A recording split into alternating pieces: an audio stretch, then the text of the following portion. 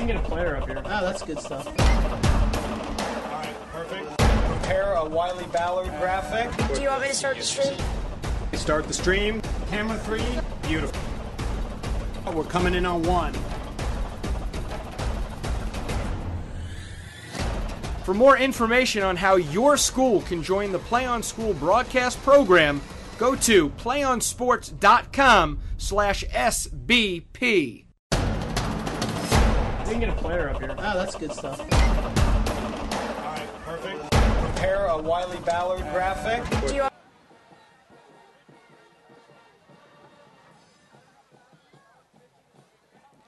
Welcome, ladies and gentlemen, to PlayOnSports.com, your destination for high school sports. Sean Hennessy here with you. Joined alongside me is Fred Landis, broadcasting to you live from San Mateo High School in beautiful San Mateo, California. The sun's going down, Fred. The lights are on. Temperature hovering around 60 degrees. Tonight's matchup features the Woodside Wildcats taking on the San Mateo Bearcats. And let's get right to the first thing. Probably first and foremost, most importantly, both these teams 0-2. Someone's going to come out of here with the win here tonight. Inevitably, you are absolutely right, Sean. Each team has had a little bit of trouble getting their offense going this year. They're going to be relying on some of the basics. They got to get back to the basics, what they do best, focus on what they do, less on what the opponent is going to be doing. And I think we're going to see an interesting game, both looking maybe for a little maturity out of the team as they now get into the third game of the year. It'll be a chilly night here up in San Mateo, smelling and feeling like fall already. But I think we're in for an exciting one. If you're just tuning in, folks, you're listening to the PlayOnSports.com pregame show. We're about 7 minutes away from the opening kickoff here tonight. Matchup features the Woodside Wildcats taking on the San Mateo Bearcats. Last year, Fred, these two teams faced off against one another back in week 3 of the regular season, and they actually tied 21-21. So they're very familiar with one another. And you take a look at the Woodside Wildcats, just from the first visual perspective, a little bit bigger in size. First-year head coach and Josh Bowie. It looks like he's really getting these guys excited. His team's 0-2. But just from looking at him and talking to head coach Bowie, they're heading in the right direction. Yeah, they really are. They've got some talent on this team. They've got a big offensive line. That's some of the strengths coming back is along the line. They're going to be using that. On defense, they want to stop the run, focus on stop the run, use their physical presence up front, stopping the run. They'll be working on their passing game. The screen pass works very well for them, Sean. So I think tonight you're going to see some of the offenses try to open up, and it's certainly going to start here with Woodside. Now you take a look at the San Mateo Bearcats, who are also 0-2 on the season. They had a tough loss to Gunn and Aragon, and immediately you say those two schools, you say those two school names. Anybody that's familiar with the CCS will realize those are two very good football programs. So when you have a team like San Mateo, who hasn't exactly had the best string of luck over the past couple seasons. For example, last year going 1-8-1. They had a very tough start to the schedule, but tonight you take a look at some of the pollsters, a lot of the media around the Bay Area, they say that San Mateo has a legitimate shot to come out of here with a victory. Yeah, I certainly would believe that. And, they returned 5 starters on offense, 6 on defense. The coach runs a pro-style type of an offense here. And he's got some maturity and seasoning here with his team. I think that we'll see their scat back, Latu and Larry Campbell be their key players here on offense tonight for San Mateo. And you mentioned a guy, for example, like Larry Campbell. He's actually one of the big workhorses for the San Mateo Wildcats. Here's a kid that's a multi-athlete, can play football. He runs a little track and field. And when we were actually down in the field talking with head coach Jeff Scheller, he mentioned one of his go-to guys is going to be Larry Campbell. He's going to rely on him quite a bit because he's one of those senior leaders that can really do a whole lot for his football team. Yeah, absolutely. He's one of those players you can rely on, get the ball to him in open field. Those reliable players, senior leaders, where they can make plays on offense. So I think we're going to see him try to get the ball to himself and Latu. Each of Latu and Campbell each return punts, they return kicks, so the coach clearly sees their advantage as open field players. Woodside last year placed 5th in the Ocean Division, and last season San Mateo placed 5th in the Lake Division of the Peninsula League. So both these teams trying to climb that ladder in terms of the division standings this season. It's a whole new year. Both these teams 0-2 as we see the captains now head down to midfield. And ladies and gentlemen, if you're just tuning in, you're listening to the PlayOnSports.com pregame show. Fred, we'll have one more question here for you before we take a short break and then kickoff coming up momentarily. You see these two squads, you see what they've gone through in terms of the schedule. Both these schools facing some very tough opponents at the early portion of the season. What do you expect to see here tonight when these two teams go head-to-head? I think you're going to see a lot of competition. These schools are close to each other. These youngsters know each other, no doubt. I think you're going to see a fiery, competitive game here this evening, and a game whose offenses on each side of the ball are going to try to break out. Because it's, there's old saying, you're never as bad as you think you are when you lose bad. You're not as good as you think you are when you win big. And so I think each of those teams got to be thinking of that coming into tonight's game.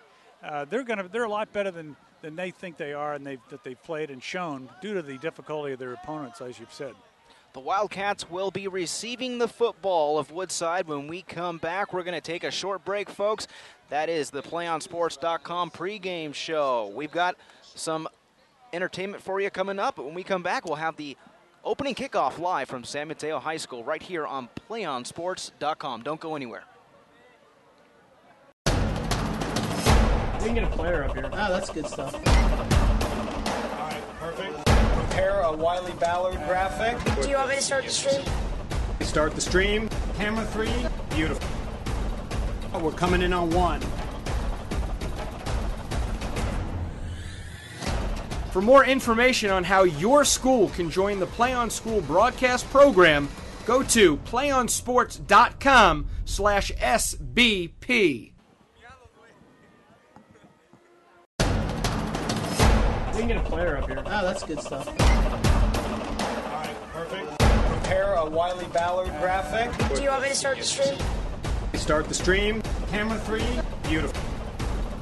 We're coming in on 1.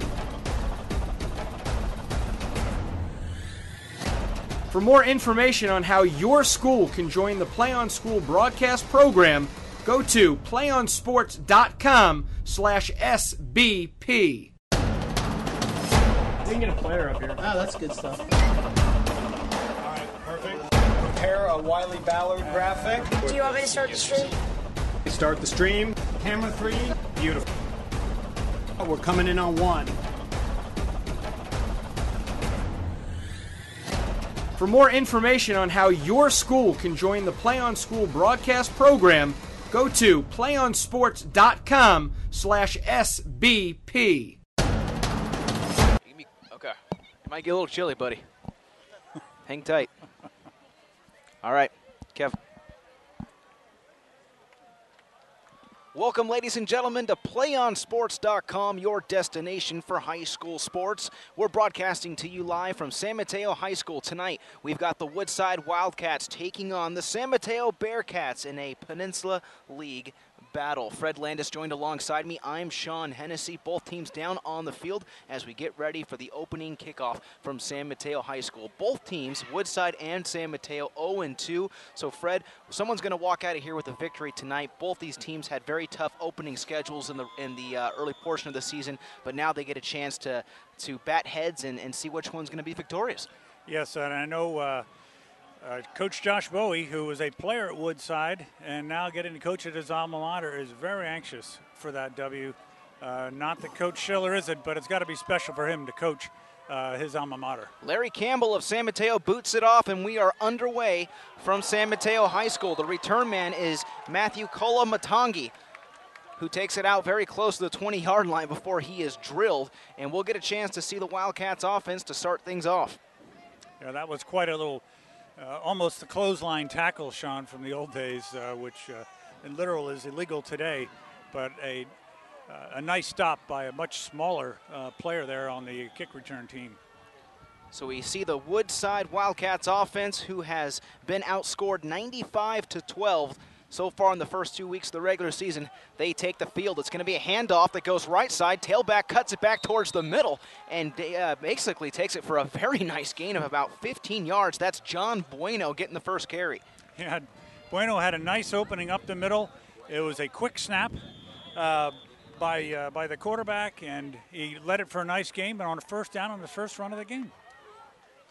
First play of the game goes for 15 yards. It'll be 1st and 10 for the Wildcats, wearing the black helmets, white jerseys, going right to left on your screen. Another handoff to Bueno, but that one sniffed out from the get-go. Making the tackle was Sione Hafuka. Yeah, Hafuka, we'll see a lot of him tonight. Anchors the center of that line. He's one of their larger players there for San Mateo. Stuffed the run, fought off the block very easily. If you're just tuning in, folks, we're broadcasting to you live from San Mateo High School. It's the Woodside Wildcats taking on the San Mateo Bearcats. Bearcats in the home black uniforms with the orange trim on defense. And the Wildcats appear to have a false start, and this will cost them 5 yards. And indeed, that's exactly what it is. You can see Woodside trying to establish a little bit of running game early.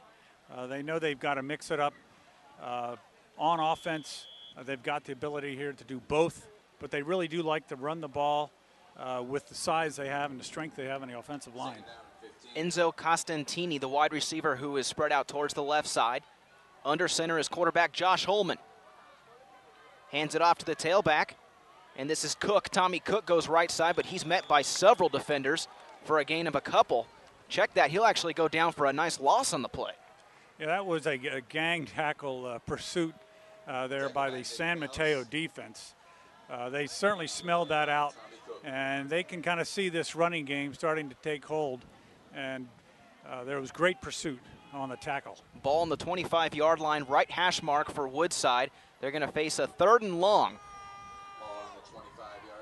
This is an offense that is a very bunched up style offense. We call it the fly offense. 3rd down, quarterback rolls out to the far side. That's Holman. He slings it, and the pass is incomplete. He was looking for the target, Enzo Costantini, and on will come the punt team.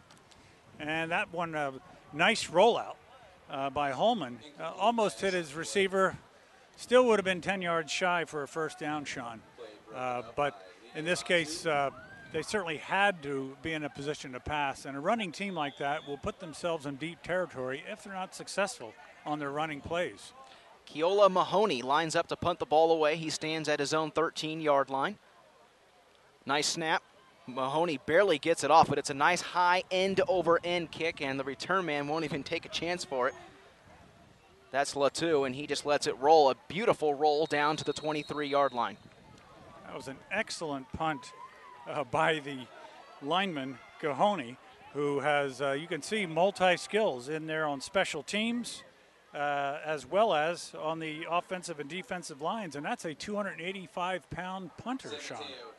Pretty impressive. And it was a 285-pound punt to boot. So now San Mateo with the football. They will have it on their own 23-yard line, moving left to right on your screen. Ball in between the hashes, wearing the black uniforms, orange helmets. On defense is Woodside, going right to left, wearing the white jerseys. 1st and 10. This will be a handoff going left side. And how about that? First carry of the game for the Bearcats goes for a gain of 9 yards. 7-yard gain. Yeah. Check that, gain of 7. Yeah, nice quick opener off the left side to Shimakul. He's not their largest player, a junior at 5'8" and 150 pounds, but he's quick through the line, Sean. 2nd down and 1 following the 9-yard play, so I corrected it at 7. It was a 9-yard rush on the ground, and this is the tailback, Shamkel, who takes it over towards the right side, and he gets enough for a first down. Each team trying to establish some running momentum on offense, loosen up the line. We'll see if they don't try a little bit of play action, if they establish some of this running game, open it up, try to get on the board first. Neither have had a lot of points so far this season, so I'm sure they want to focus on that. Running back Koopa Shamkul, a junior at 5'8", 150 pounds. First 2 carries of the ball game. Moves the chains for San Mateo. We see a carry go to the right side right there for a very small gain. Last week, San Mateo faced off against Aragon, Fred, and they were defeated 40-21. And we mentioned this in our pregame show, but they've had a very tough opening start to their schedule. Yeah, they really have. And again, they really probably a better team than they've looked But they were actually rather satisfied they held their own against a highly touted team. First quarter, 8 minutes and 20 seconds remaining. No score between Woodside and San Mateo. Second down and 7, play action. This is the quarterback, Taylor Sampt, who throws it downfield, but there's a flag on the play. Pass was caught by Jason Gonzalez. Flag down on the play. Holding. And it's going to be a holding call, it appears. As you can probably hear the PA announcer, we're actually broadcasting to you live in the outdoor setting. There's no press box here at San Mateo High School, so we're on the home side, up along the upper portion of the bleachers at the 50-yard line. So the lights are actually out here, Fred, and the school's actually brought in 10 multi-purpose lights for tonight's ball game. Kind of cool for schools that don't have that real light feel, or the lights feel that, in my opinion, every high school should have. Absolutely. Friday night lights is what it's all about in high school football. And that time, I think the hold was probably trying to defend Colamatangi on the outside, who made a hard rush charge to the quarterback. That was a big penalty. Second down and 22 for the Bearcats. Pass is caught along the far side. This is Latu, and Latu is strung up around the 27-yard line. He gets a gain of close to 7 yards on the reception. Yeah, Latu is not a big player himself at 150 pounds, but the coach really likes his ability to be a scat back. He's almost of that size at 5'9" that you can't see him, and he's so quick. He can move in and outside of the holes. Doesn't take much of a hole for him to squeak through. Senior quarterback Taylor Sampt, 6'2", 165 pounds, heads back into the huddle. It'll be third down and 19. 7 minutes and 33 seconds left in the first quarter. No score between Woodside and San Mateo. Sampt drops back, setting up for a screen pass. And that one goes incomplete. Had a lot of pressure right there by the defensive end that was coming up very, very quickly. That was actually Sam Vimau, the outside linebacker, or the defensive end, I should say, who forced the pressure right there. Incomplete pass. Yeah, that time they certainly could have sensed the player coming, pardon me, and the receiver really wasn't in much of a position now to bring up a fourth down for them. Enzo Costantini will stand at his own 14-yard line. It's fourth and long, and he's able to punt that ball away towards the far sideline, and it rolls out of bounds. Or I should say it's still in bounds. It was actually huddling the far sideline, took a good roll, and goes out of bounds around the 32-yard line. So both offenses feeling each other out so far, Fred. No score. 7 minutes, 17 seconds left here in the first quarter. We've had a chance to kind of get a feel for what these two teams are bringing to the table. And when you look at what San Mateo had to offer, they were going with they were actually going with a split-back pro-style offense. And now we go back to Woodside, who really runs that fly, a lot of motion, a very bunched-up style offense. Yeah, timing is much more important on the fly, as we'll see. First and 10 for Woodside. Handoff up the middle. Ball carrier just dragging defenders all over the place. And right there we get a chance to see Tommy Cook, who takes that for a gain of close to 15 yards on the ground. Yeah, Cook took the inside handoff there, Sean. Really beat the defense to the coverage as it was a quick snap. And the defense really didn't see that inside handoff coming. They're going to have to watch for those timing patterns on this fly offense. First and 10 following the big rush. Wildcats with the ball going right to left. This is another handoff. This one goes to Bueno, John Bueno. He gets hit by several defenders around the 47-yard line, the San Mateo 47 for a gain of 5. So we saw the fake there by the quarterback, looking to make another handoff. And in that case, Bueno took the snap and had himself a nice run, kind of letting the linebackers, trying to freeze the linebackers into playing where they're at and not allowing them to pursuit. It's kind of the strategy here by Woodside. Second down and 5 for the Wildcats. Different ball carrier this time. This is Teo, who finds some room and takes it out to the 33-yard line. So a nice run right there by David Teo. So we see the run here is trying to be established. Teo here, another one of those scat-back type players at 5'6", 135. Just a sophomore Sean, but we can see he's got a future ahead of him with runs like that. 1st and 10 following the great rush right there, and the Wildcats are in business as they are now in San Mateo territory, in between the hashes on the Bearcat 34-yard line. Man in motion from right to left. That's Cook. It'll be a delayed handoff towards the right side, and several San Mateo defensemen come in and make the tackle for a gain of 3. So Woodside certainly getting a push on the offensive line. They seem to like that right side of that offensive line so far. They're really finding something with on that side. That would appear to be the more experienced side of their line, even though this is actually a very young team. They've only got 3 starters coming back on offense, Sean, so it actually is pretty complimentary to the offensive system so far. Josh Holman directly under center, 2nd down and 8. Just over 5 minutes left in the first quarter. Pass play over towards the far side, complete. And the pass was caught right there by Tommy Cook, but there was a flag on the play. Pass complete to Cook. Maybe some bumping or shoving along the far sideline amongst the defensive backs and wide receivers. Yeah, it could have been a bump. The rule is in high school you can touch you can have contact till the ball's in the air, and that would appear to be the call. Offensive pass interference. So it's offensive pass interference. This will go against the Wildcats. And along that side, it was Tommy Cook who caught the pass, so you got to wonder if he perhaps pushed off a little bit on the play, and that will cost the Wildcats 10 yards.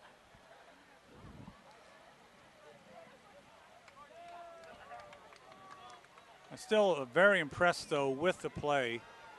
Woodside showing their ability to run and pass the ball here earlier in this game, victimized by that penalty early on, which both teams incidentally have been. But so far, I certainly see the Woodside offense showing some real hope in the ability to mix both the pass and the run. And correction, that was actually going to be in the 15-yard variety for a pass interference call and a loss of downs. Ball carrier takes it out to the 45-yard line, and that was David Tao once again, and he gets a couple as he goes straight ahead and just lowers his shoulder, but it will not be enough for a first down. It's going to bring up 4th and long. Tackle made by number 3, Jason Gonzalez. Yeah, unfortunately, the penalty really killed them, Sean. They were in a good opportunity. They're inside, virtually inside the red zone before that penalty occurred. And now they'll have to bring back their punter, their 285-pound punter who also doubles up there on the line. And we have another penalty. And this might be a delay of game on the punt team here. I believe that's exactly what it is. Or I beg your pardon, it's actually an illegal substitution at the last second for Woodside. So that pushes them back 5 more yards. So back deep to return this one will be Latu. And he lets it roll out of bounds around the 15-yard lines. Line Latu, the punt returner for the Bearcats, will head out on offense now as San Mateo gets ready to see if they can get anything working so far. 4 minutes and 58 seconds left in the first quarter. No score between Woodside and San Mateo. A beautiful night. Temperature getting a little bit cooler here now, just below 60 degrees. It's starting to feel like real football weather, Sean. That's right. Approaching the start of fall, I found out this is the last full weekend of summer, so we better enjoy it, right? Absolutely. 1st and 10 for San Mateo. They have the ball on their own 15-yard line. This will be a run play towards the far sideline, and that was broken up immediately. The Wildcats defense shows a 4-4 look, and they were able to stop that play for a gain of 2. Yeah, Latu, play was actually off tackle, off guard. He found nothing inside and was wise enough to bounce it to the outside, but the pursuit caught up with him, and for at least they managed 2 yards, or maybe a long one out of that first play. Larry Campbell, the wide receiver, is spread out towards the right side of your screen. Lower corner, Sampt looking his direction. Pass is caught by Campbell, lowers his shoulder, and is taken down by 4 Wildcats as he's able to pick up the first down. A beautiful completion right there for a gain of 8. Yeah, that time Sampt saw Campbell on one-on-one coverage. The defender was playing 5 yards deep on him, and he read that perfectly, is where you see the chemistry between two senior leaders on this ball club, and the experience of Campbell to know to make that turnaround and get that nice gain quite easily. Under 4 minutes remaining now in the first quarter. No score between Woodside and San Mateo. 1st and 10 for the Bearcats. They hand it off towards the left, and nothing working right there. And I believe that was Sam Vimau, who is located along the right side of that defensive line, and that's also Michael Berrigan, one of the linebackers coming up making the tackle. Yeah, I think we're going to hear Berrigan's name an awful lot here tonight. In that case, they still try to go up over that left side, which seems to be some difficulty with some running room here for the Bearcats. Wildcats with 2 outside backers posting up. No blitz, but here comes the pressure, and that forces Samft to just throw that football away. He was rolling out towards the near sideline, had absolutely nothing to work with. It should bring up 3rd down. And there's a penalty on the play. He's going to get an intentional grounding out of that. I think Samft probably felt he was outside the tackles, Sean. And from this angle, it looked almost like he had a lot of room to work, and it appeared that he was able to get outside of that tackle box, but we'll wait to see what the official call is. He had a lot of room, Fred. He was looking downfield towards the near sideline, but unfortunately he had no one within his vicinity to throw the football, so he just chucked out of bounds, and he was being chased by several defenders. So it was indeed intentional grounding. Sets the Bearcats back another 15 yards. And that's really going to hurt, because now it's 3rd and over 20 yards to go for the 1st down. Taylor Samft. Option. Over towards the far side of the field. This is going to be Latu. Yeah, Latu took the pitch off the fake on the inside to Shamakul, and that play was very effective as the Woodside defense was really beginning to play that inside run well. So that was a nice play to the outside. They still got 4th and long, though. And so far, Fred, we're really seeing both teams' offenses with some silly plays, some silly penalties so far. Yeah, costly penalties you don't expect maybe at the 3rd game of the season.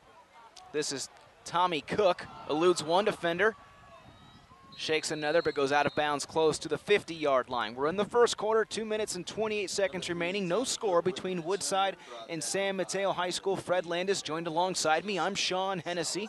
The lights are on here at San Mateo High School.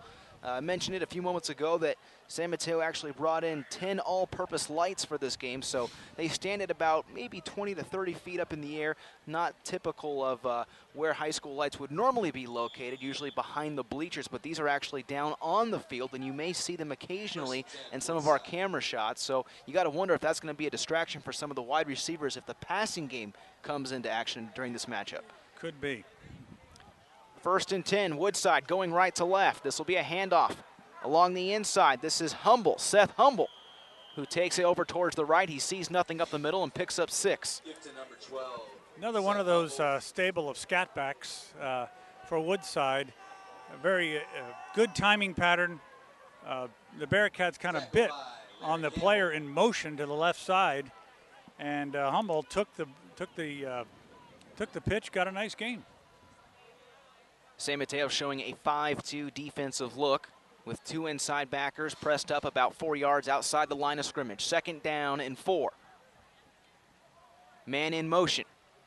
Motion man will take the handoff, and this is Costantini, who takes it out to the 32-yard line. He breaks ahead for a big gain. Another good advantage of the fly offense is you have that the motion player can get directly in back of the quarterback, and if it's timed perfectly, he's got a nice head start to go downfield and made a nice cut to get the 1st down, Sean. 1 minute and 42 seconds left in the first quarter. Wildcats with the football, 1st and 10 on the Bearcat 33. Costantini once again straight ahead as he crosses over just past the 25-yard line. So the offensive line right now doing their job. This one will be very close to the 1st down marker. So that was actually the same play as the previous one, but this time Woodside was in the gun, and it was an inside handoff rather than a handoff to his back. Wildcats offense moving very quickly now following their short huddle. It'll be 2nd down and 1. Holman sends his man in motion. That's Costantini. Loose ball. Fumble. And we'll see who comes up with this one. It appears that a Wildcat fell on the football at the last second. And luckily for Woodside, they'll hold on to it. But right there, we saw Holman looking to pan the ball off to Costantini, but it became loose. And then at the last second, one of the Wildcat offensive players jumped on it. Yeah, and this is one of the disadvantages of the fly is the timing is so important, and fumbles like that they're more vulnerable to that than they are on other offenses. Whistles on the field. Timeout for Woodside. They decide to burn their first timeout of the first half. They have 2 remaining. No score here at San Mateo High School. It's Woodside versus San Mateo right here on your destination for high school sports, PlayOnSports.com.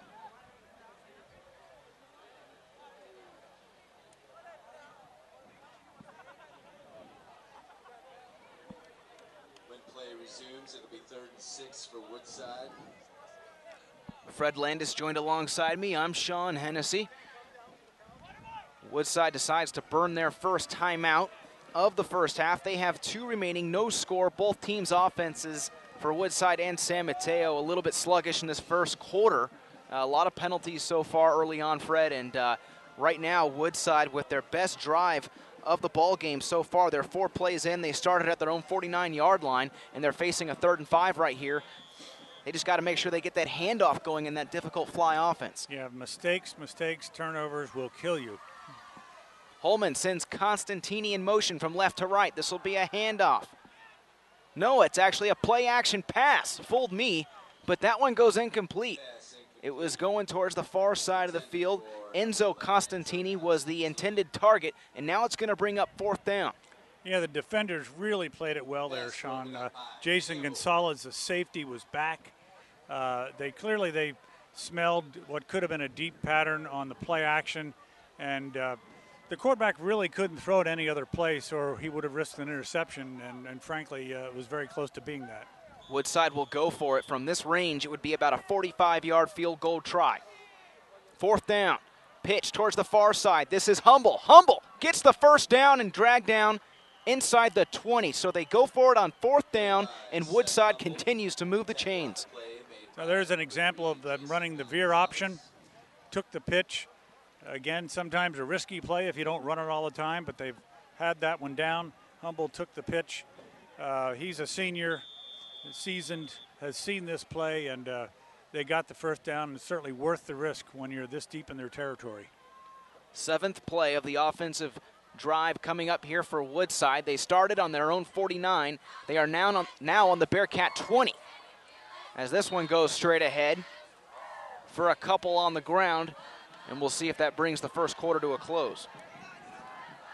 Number 32, David Tao with the carry, and number 5. David Tao with the carry right there for Woodside brings up 2nd down. Yeah, all of the running backs here for Woodside, none of them even more what appears to be 5'10", so they're tough to keep track of, Sean, behind that line. Clock strikes 0, and that'll do it for the first quarter. No score between Woodside and San Mateo here at San Mateo High School. We finished one, second quarter coming up right here on your destination for high school sports, PlayOnSports.com.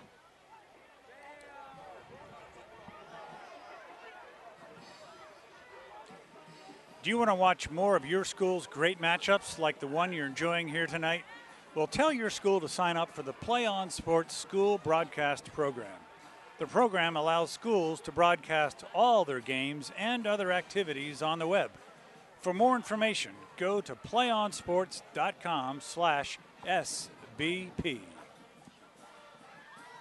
No score here at San Mateo High School, but right now Woodside threatening. They have the ball on the Bearcat 15-yard line. It'll bring up 2nd down and 5, and right now Woodside about ready to start their 8th play of the offensive series, but so far, Fred, this is the best offensive series we've seen so far for Woodside. Yeah, they've got some good traction. The running game has really been troublesome for the San Mateo Bearcats. They actually spread the ball around quite well to all their tailbacks, and we'll see what happens here. Now they've got good opportunity inside the red zone. Another botched snap, and this time it'll be someone in the backfield that actually picks it up at the last second for Woodside. Costantini was in motion, and that was Oscar Costantini who falls on the football. So right there you had Humble and Bueno in the backfield. They were going to be the blockers in that play, but once again, we cannot see the proper transition from Sam Vimau and Josh Holman, the quarterback. No, it almost looked like that was a snap to the player in motion, and they mistimed it. Yeah. Again, a very difficult play to pull off. A fly offense can do it, but those are risky plays, especially down here in this inside the red zone. Handoff to Cook. And Cook finally drug down around the 17-yard line, so that previous play was a loss of close to 5 yards, and Cook gains about 2. Now it's going to bring up 4th down and 7. And if it weren't for the block there of John Bueno on the outside, it'd have been for no gain, Sean, but Bueno did a nice kick-out block on the outside defender. Ball on the 20-yard line, so from this area of the field, it would be about a 37-yard field goal try. It's 4th down. And San Mateo, or I should say Woodside, already converted once on a 4th down try. Let's see if they can make it 2 for 2. It's going to be 4th and 7. Pass play. Quarterback pump fakes. That's Holman. Holman keeps it, goes far corner, end zone, touchdown. He fooled the entire defense. Josh Holman punches it in on the ground. Now that was a quintessential fly formation deception play on the Bearcats, turning around the linebackers, and Holman ran for the touchdown. And wow, so you can see the excitement of this type of offensive formation, and it certainly can yield you some big plays and a score there for Woodside. A 20-yard rushing touchdown for quarterback Josh Holman. And from this angle, you look down the field, he took a very small 3-step drop, Fred. I almost wonder if that was planned for the offensive line, just to kind of post up and then just let your quarterback, who can move, really just take the ball and kind of work his way upfield. A gutsy call on 4th down. Yeah, definitely so. It almost smelled like a broken play and froze the defense. Mahoney lines up to put the PAT through, and he does so. It's good. Woodside leads now 7-0. We're in the second quarter, 10 minutes and 29 seconds left in the first half. You're listening in to PlayOnSports.com, your destination for high school sports.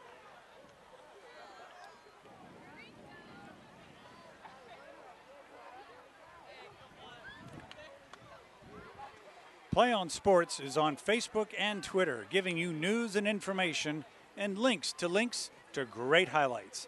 Follow us at Play On Sports on both Facebook and Twitter. You can also access thousands of live and on-demand games on YouTube at youtube.com/PlayOnNetwork. Keep up with all the high school action every week from your destination for high school sports, PlayOnSports.com.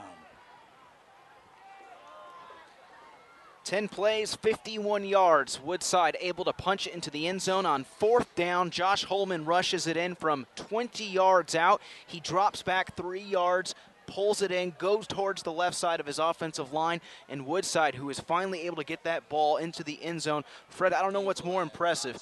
Holman being able to slip through his offensive line 20 yards out, or the fact that Woodside was able to execute 2 successful 4th down conversions on that offensive series. Well, both very impressive, and it's a very hard offense to read if you're the Bearcats. A lot of misdirection, deception, and certainly Woodside showing them some things here tonight they haven't seen before. Latu and Campbell back deep to return the ball. This will be Larry Campbell, who takes it from his own 7. Crosses the 20, now goes near sideline, crosses the 30, the 40, and he gets stood up around the 45-yard line. A nice return right there by Larry Campbell. And wait a second, now you see the Woodside players going crazy. That ball popped loose, and Woodside recovers. Yeah, there was a fumble on the hit. We're not sure who the player was. It's very disappointing to Campbell, of course. He had a nice return. As you mentioned earlier, he's a trackster, and he really opened it up down that sideline, Sean. But he took a lick from the defender, ball popped loose, And Woodside finds themselves with a ball here in Bearcat territory. Best field position of the night for the Wildcats to work with. They're going to start with the ball on San Mateo's 44-yard line. Woodside moving left to right. They lead this ball game 7-0. Ball carrier goes up the middle for a small gain right there. Making the tackle was Juan Garcia. Play happens so quick, Fred. We see Larry Campbell take the ball in a one hop, work his way towards the near sideline. As soon as he got close to the 45, it appeared like he almost went out of bounds, but that ball popped loose, and the Wildcats special teams unit just went crazy. Yeah, I think Campbell was gone for the long run there. Unfortunately, he had the ball out of position, and the lick made the ball pop right out. 2nd down and 9. Costantini in motion. He'll go towards the far sideline, has 2 good blocks. Now he's stuck up around the line of scrimmage, falls forward, still alive. Jukes around the 35-yard line. It looked like he was going to go out of bounds. And I beg your pardon, that was Tommy Cook who actually took the carry right there. Cook was balancing that far sideline, and he was able to get close to 9 yards on the ground. Yeah, he really bounced around the tacklers there that time. Another scat back type player, Cook. Both teams have their share of him here tonight. I don't think we've had a game yet this year where we've had this number of these small scat back players that are very good at hiding behind those big offensive linemen, and they're tough to bring down. If you're just tuning in, Larry Campbell fumbled the football for San Mateo. Woodside back in business as they're now in San Mateo territory. This is a handoff that will go to Te'o. Te'o bulls ahead and is able to pick up some big yardage. They had that on the 35-yard line, and now they cross over close to the 20. That'll be a 1st down for the Wildcats. Yeah, Te'o, the young sophomore, had only listed at 135 pounds, Sean, almost ran over the safety.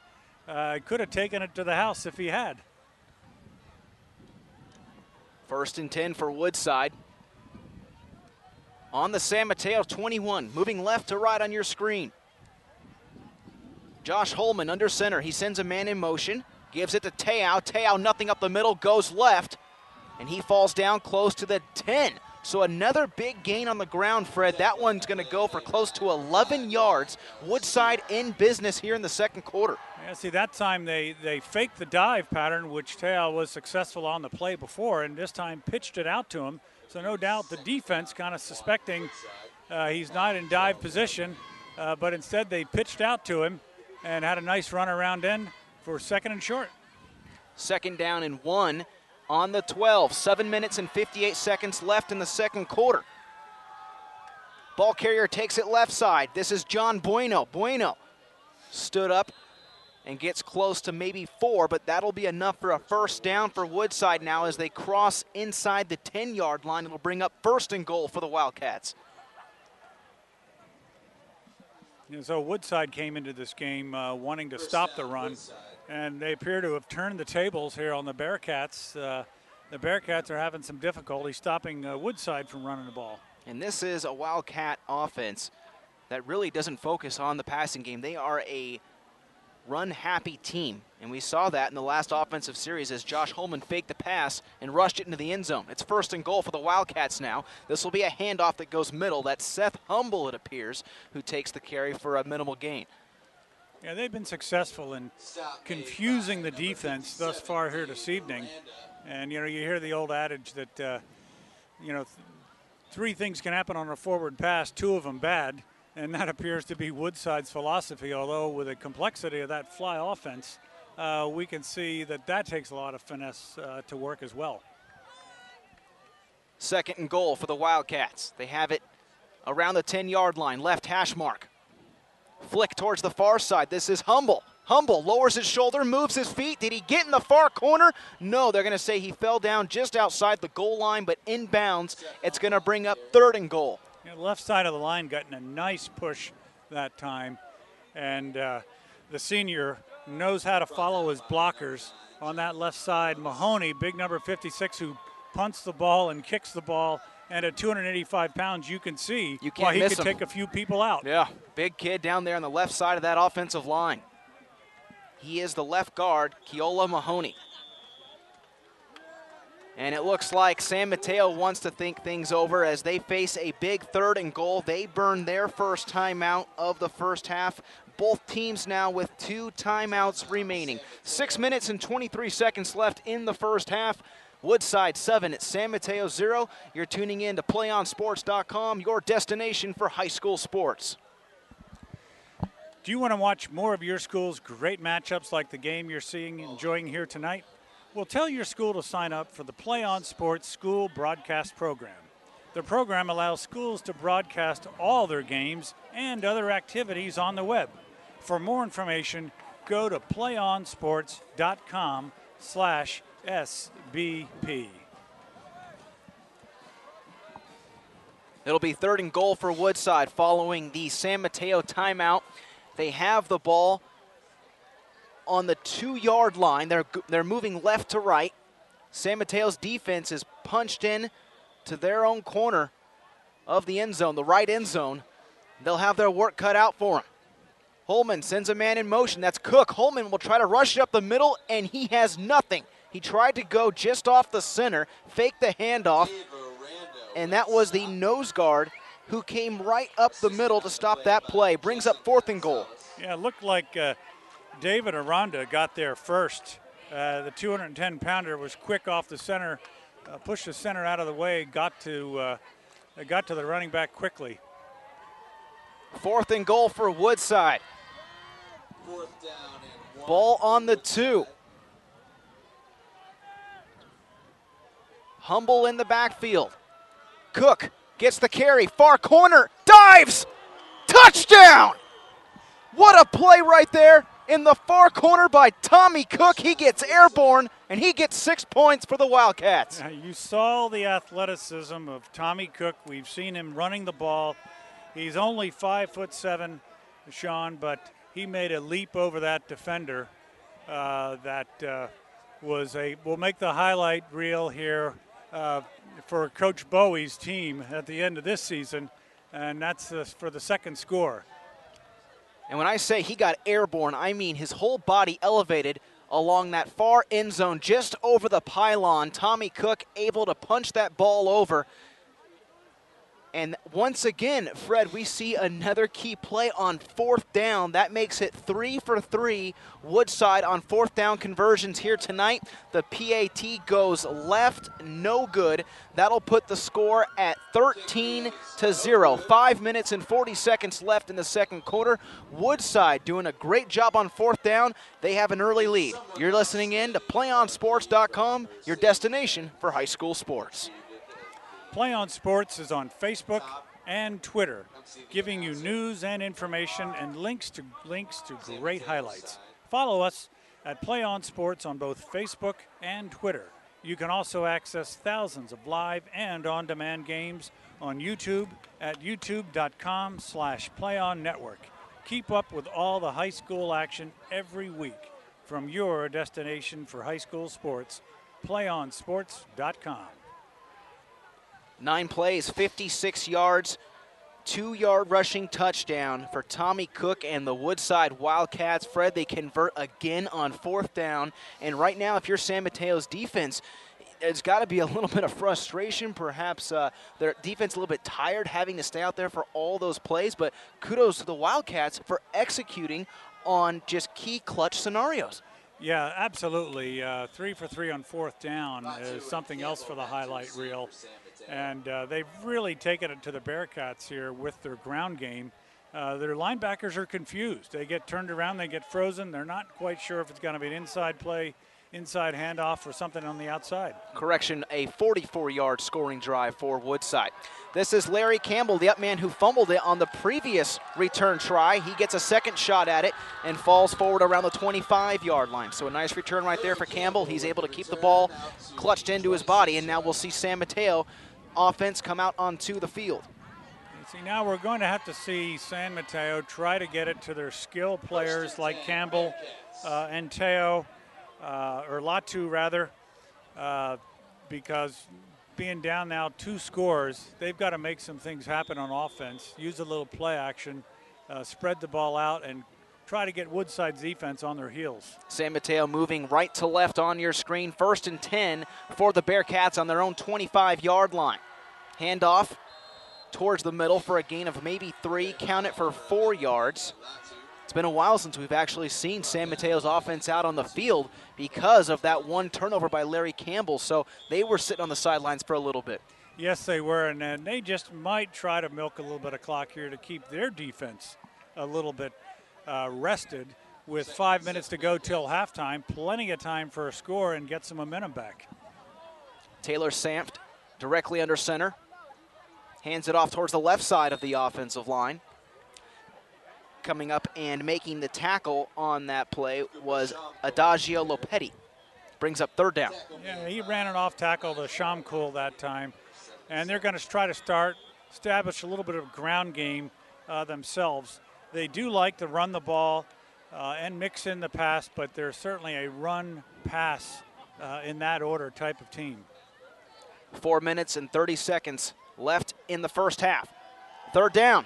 Pass towards the near sideline, and Campbell, did he come up with it? No. So Larry Campbell right there on the quick hitch route. Came back to the quarterback, but is unable to catch the pass. It's going to bring up 4th down for San Mateo. We couldn't quite see from this angle whether it was dropped or away. Maybe the defender had tipped it, Sean, and that caused the drop. And Campbell looking a little frustrated in the way the game has gone tonight, but he's a senior, strong athlete. He'll bounce back from it. Latu, the punter, Number 3, Tommy Cook, back to receive. will stand around his own 17-yard line. Tommy Cook around his own 32. High punt. Bounces at the 42-yard line. And the Wildcats offense will get perhaps one more opportunity to tack some points up on the board. They have a 13-0 lead here in the second quarter. Fred Landis to my right. I'm Sean Hennessy. We're broadcasting to you live from San Mateo High School. The visiting Woodside Wildcats taking on the home San Mateo Bearcats. Both teams 0-2.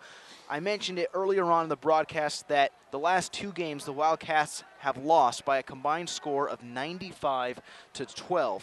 So far tonight, they have flipped that statistic around a little bit. They have struck first. They lead this ball game 13-0 and have converted on 3 straight 4th down tries. Yeah, they've certainly got the Bearcats on their heels on defense, keeping them guessing as well. Officials are down on the field now. There was a flag on the play. It was back around the San Mateo 37-yard line, so this appeared to have happened around the line of scrimmage amongst the interior players.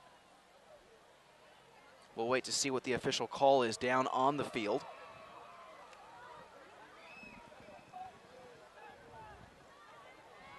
Our referee tonight, Rich Carrillo.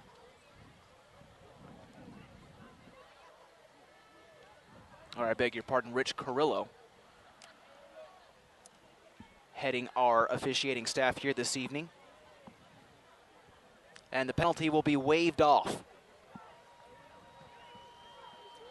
Well, given the penalties we've seen here tonight, a little more than we expected. I'm sure both teams are happy to see that flag picked up off the field. Yeah. The majority of the penalties actually coming on the offensive end as opposed to seeing a lot of defensive penalties, a lot of offensive penalties so far here tonight. Yes, absolutely. Slowed a number of drives, but we're going to see here what Woodside can put together with 4 minutes left. Certainly a lot of time for the running game. 13-0 is our score. Woodside with the lead here. They had a successful first PAT try on their first touchdown. The second one went just left of the upright, so the score currently stands 13-0 in favor of the Wildcats. They have the football, moving left to right on your screen. Flag on the play before the ball could even be handed off to the running back.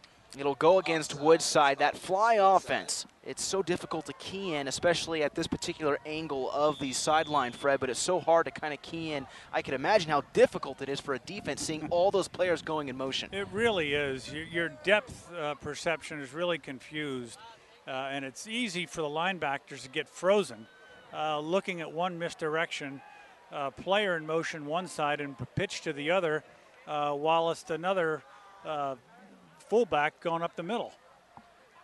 5-yard loss on the penalty makes it 1st and 15. Here's a pitch towards the far side. This is Seth Humble, and Humble with nowhere to go, tackled around the 20-yard line.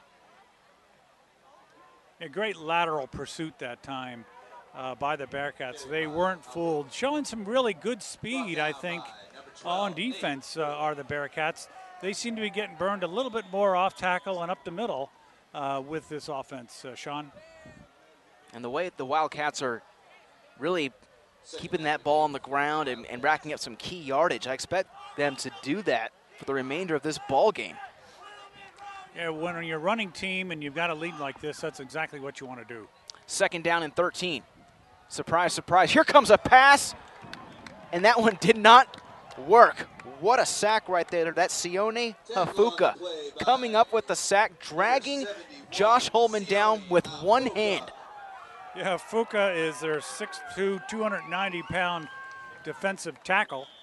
And you can imagine the battle.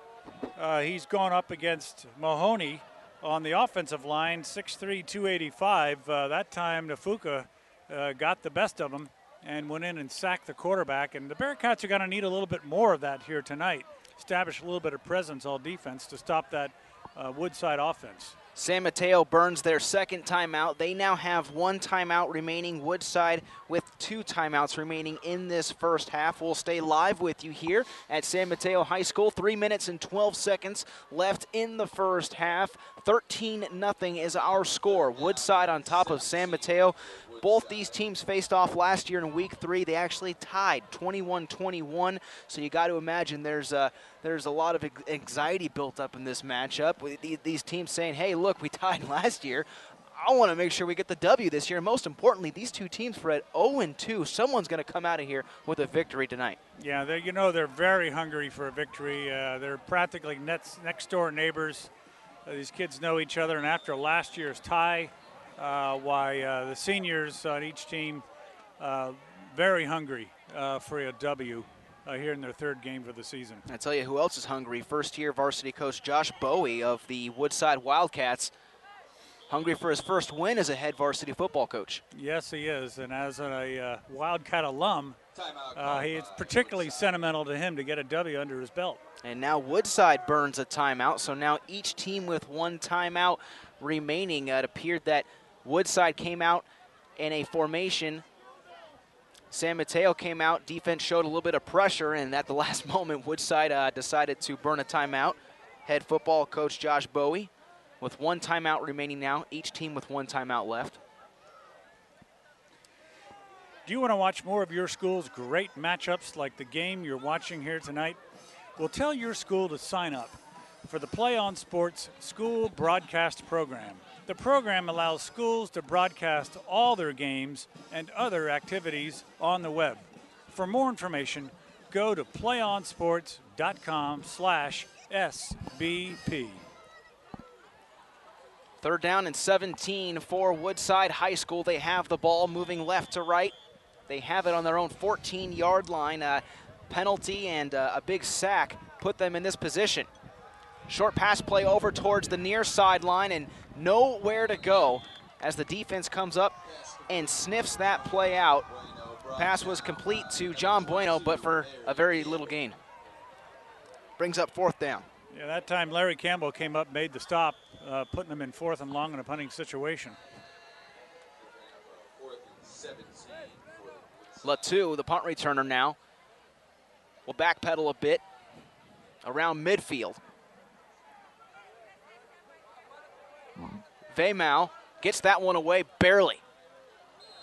And surprising right there that Latu actually signaled for the fair catch, Fred. He did not have any players around him. It looked like he had an opportunity to perhaps to turn that one upfield. I think he sort of sensed that it might be a short field for him to run the ball and called a fair catch, but you could see him almost kind of hitting himself after the play, Sean, wishing he had taken that one, and with 2.5 minutes left, putting the Bearcats in much better field position to get a score before half. 3 punts so far tonight for San Mateo's offense. They'll have 2 minutes and 30 seconds to punch it into the end zone before the first half comes to a close. Pass play to the far side of the field is complete. That was Latu with the reception for a gain of maybe 4 yards. It's going to bring up 2nd down and 6, and right now we're seeing San Mateo hurry up back to the line of scrimmage. The clock, their enemy at this point. They trail 13-0. Rush play up the middle for a gain of close to 3 yards. And we're seeing that offensive line get set very quickly here. Yeah, Coach worked on an up-tempo practice this week, Sean, and this is where it pays off in the 2-minute drill here to get a score before half. It'll bring up 3rd down and about 3 to go for San Mateo. They now cross over into Woodside territory. They have it on the Wildcat 43-yard line. Carry goes up the middle, and this will be just shy of the 1st down marker. And that was Koopa Shamkul with the carry, so he gets close to 3. So right now, Fred, it's 4th, and it appears to be inches just outside the 40. The clock continues to roll. San Mateo with 1 timeout remaining. They're going to go for it. Yeah, I'm sure they are. They really have no choice in this part of the game, Sean. Quarterback keeper straight up the middle, and that's Taylor Samft. He gets plenty. He needed a couple inches. He'll pick up close to 5. That will stop the clock briefly at 1 minute and 5 seconds. They really pushed the pile there on that quarterback sneak. Typically, you just want a yard or whatever you need to get the 1st down. That time he got 5. I wonder if they won't send Samf up the middle on a couple of other plays and try to push the pile. The clock rolling now, 54 seconds left here in the 2nd quarter. San Mateo with 1 timeout left, and we'll see if Coach Jeff Scheller decides to use it. 1st and 10. Samft pump fakes, and he goes down. Ball pops loose. He's sacked on the play. Making the hit was Kola Matangi from the far side of the defensive line. That will be a huge loss of close to 10 yards. Yeah, Kola Matangi has been in that backfield all first half. This time he got the Samf. He's a tough player to stop coming off the edge. Tough for a large tackle to get their body in front of. He's got great speed and range. And that will force head coach Scheller to use his last timeout of the first half. So San Mateo now with no timeouts remaining. Woodside has 1 timeout left to use. But going back to that sack right there for the Wildcats, that was Matthew Kaloa Matangi. The defensive end coming in from the left side of that defensive line.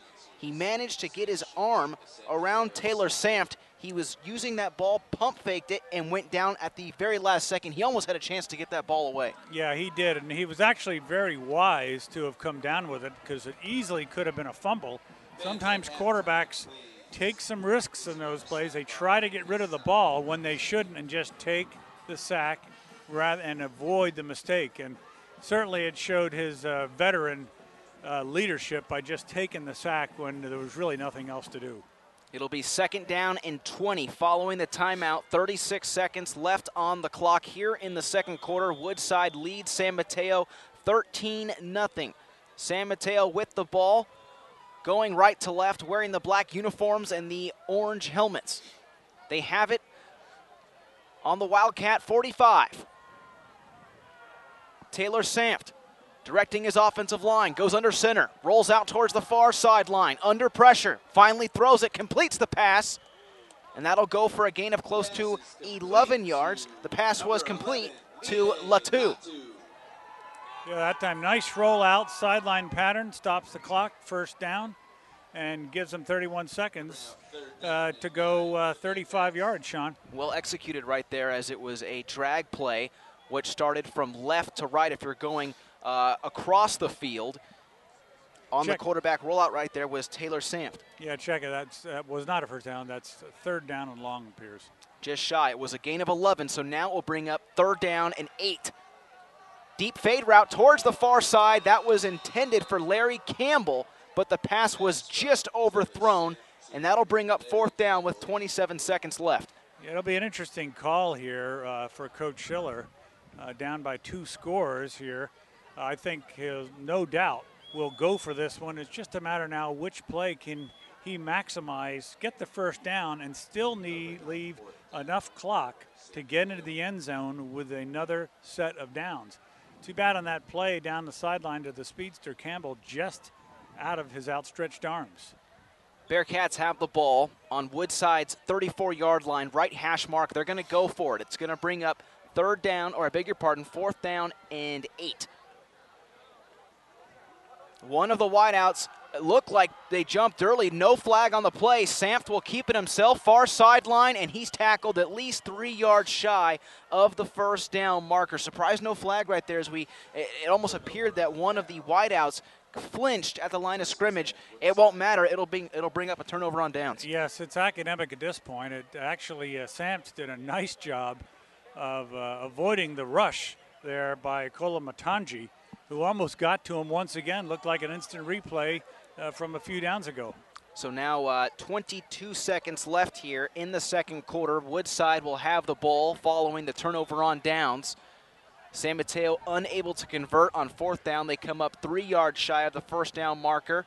Wildcats with the football, and they have it on their own 27-yard line. They'll be going left to right, and we'll see if they just decide to run the ball quickly and let the clock roll to half. They hand it off up the middle. A lot of room to work. Tailback crosses the 40 and tackled around the 44. A huge gain up the middle for the ball carrier, and that was Teo. Yeah, Teo with a nice run off center that time, opening up the middle of that field. You can see with just 13 seconds on the clock, Coach Bowie is not sitting on the ball here till half. He'll take another score. Yeah, he decides to burn his last timeout of the first half, and you figure you're not going to go home with it, so you might as well use it. So now both teams without any timeouts. All the timeouts have been consumed by both squads here in the first half. There is 14 seconds left in the second quarter. Woodside with a 13-0 lead over San Mateo. It was back early on in the second quarter that quarterback Josh Holman rushed the ball from 20 yards out on fourth down and converted the first touchdown of the ball game for Woodside. PAT was good. That gave Woodside a 7-0 lead. Later on the second quarter, it was Tommy Cook from 2 yards out once again on fourth down. PAT no good. Tommy Cook able to punch it into the end zone. That made the score 13-0, and that is where we currently stand here in the ball game with 14 seconds remaining in the first half. So interesting to see how with 13 seconds left he tries to maximize that time. Will he just go maybe for the bubble screen or just go downfield, which we haven't really seen much out of Woodside tonight. Tommy Cook in motion from left to right. This will be a deep pass play towards the middle, and that one was batted down by one of the defensive linemen of San Mateo. The pass was intended for the tight end, Aaron Garcia. Incomplete. It stops the clock now with 9 seconds. Yeah, Garcia was open, and he's a big target amongst those smallish defensive backs that both teams have, and could have had some room in front of him, but it was a nice deflection by the defender. Second down and 10. Wildcats with the football on their own 43-yard line, left hash mark. 9 seconds left in the second quarter. Holman moving some of his wide receivers around. He has 2 wide receivers over towards the left, one to his right, man in motion. And they do a double handoff. This time it's John Bueno going far sideline, keeps it back inside, crosses over the 50, falls forward, but that will bring the first half to a close.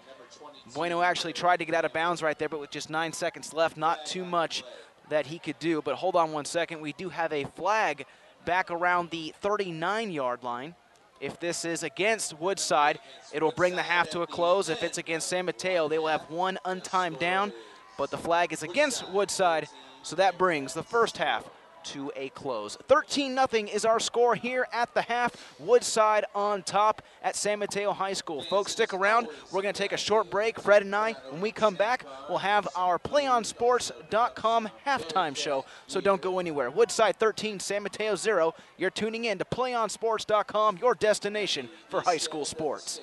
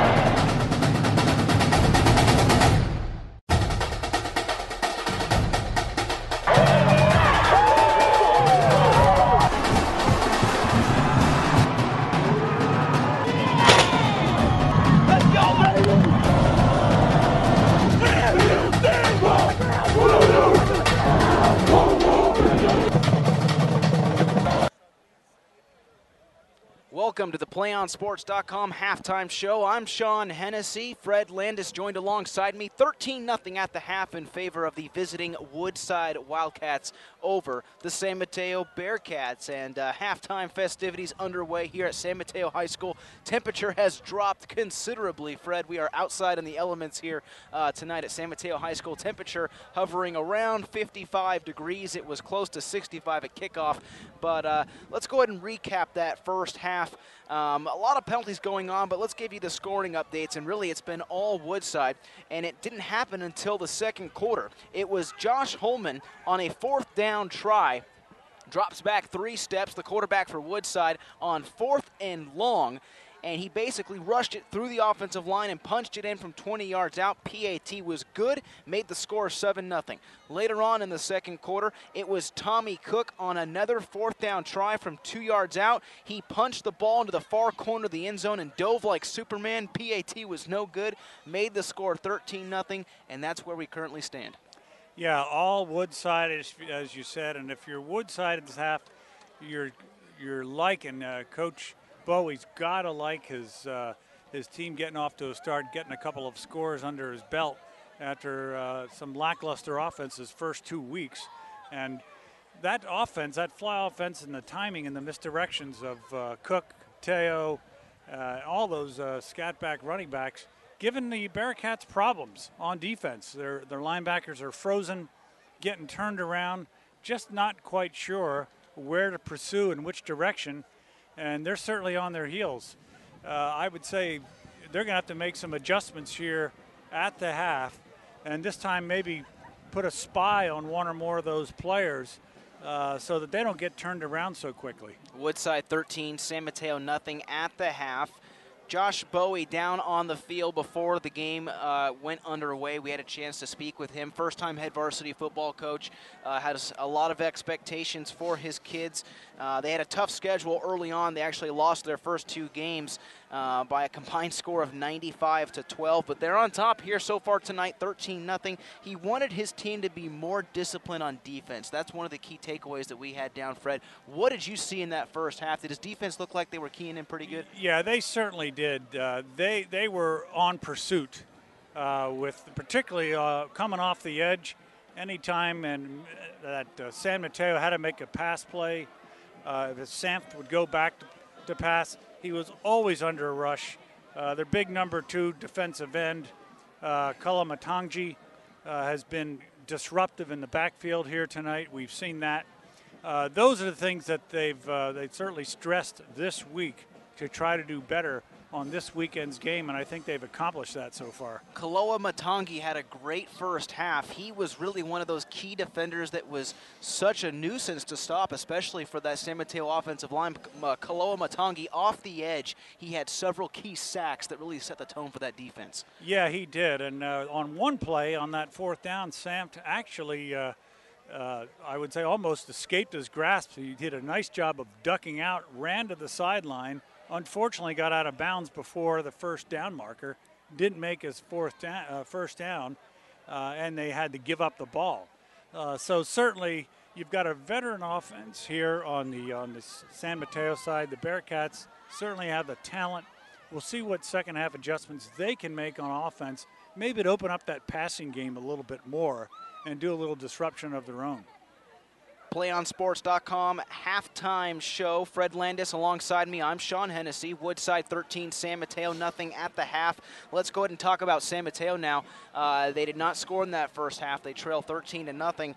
They really wanted to set the tone offensively. They wanted to move quick. They wanted to control the offensive line outside of the one turnover they had in the ball game by Larry Campbell on the special teams play where he fumbled the ball on the 45-yard line. They've had some trouble controlling the offensive line, and a big part of that has been the offensive penalties. Yes, it has. It stopped their momentum more than once. Just when they think they've gotten something going, they get set back by a penalty. They've got to this half get the ball in the hands of Campbell and Latu, and Sampt certainly has the capability as a passer to be able to make that happen.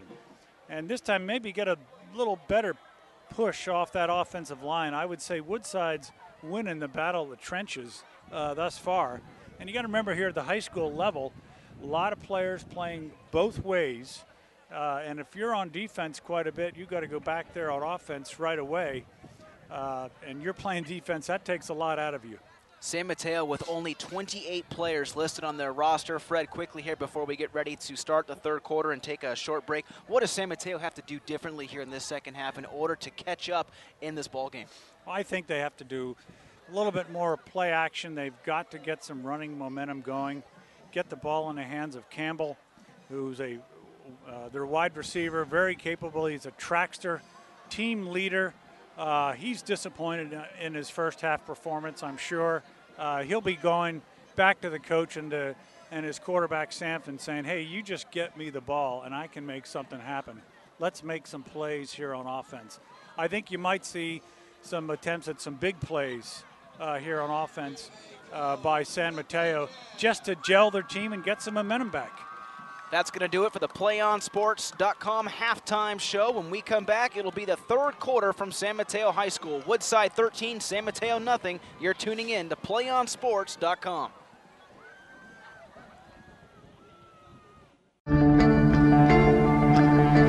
One match away from immortality. This is a total team effort.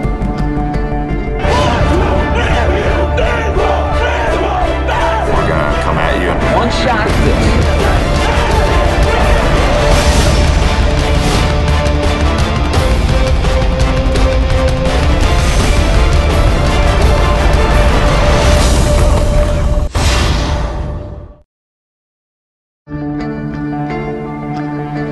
One match away from immortality. This is a total team effort.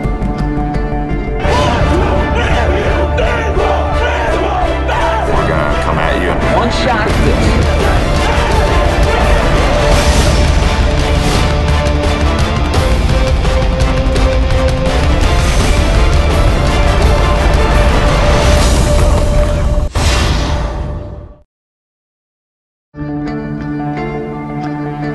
One match away from immortality. This is a total team effort.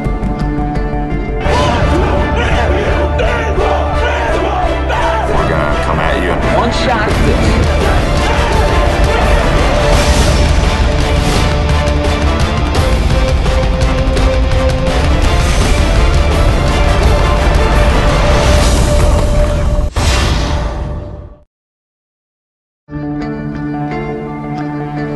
One match away from immortality. This is a total team effort.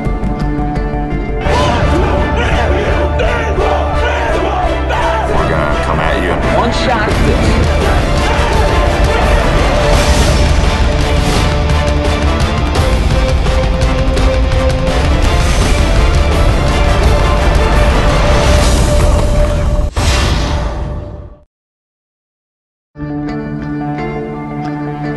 One match away from immortality. This is a total team effort.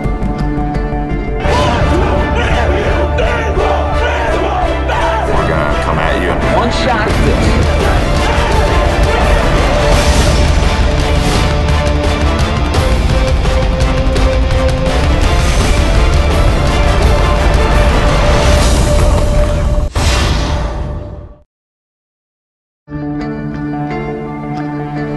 One match away from immortality.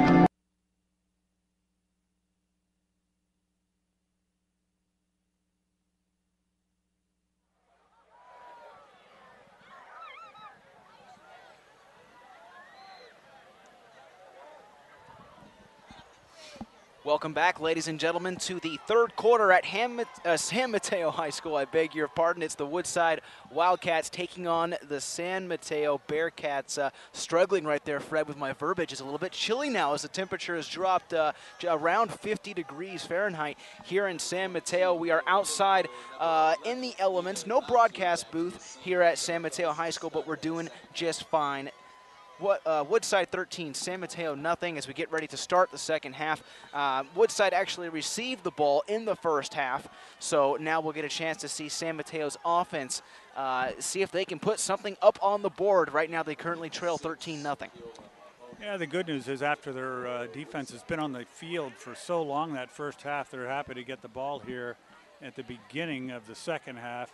try to take some time on offense, establish a little bit of rhythm, get that play action pass working, the ball into some of their skilled players' hands, and make something happen here on offense. San Mateo will return the ball from left to right. This is Latu from his own 3-yard line, crossing the 15, goes straight ahead.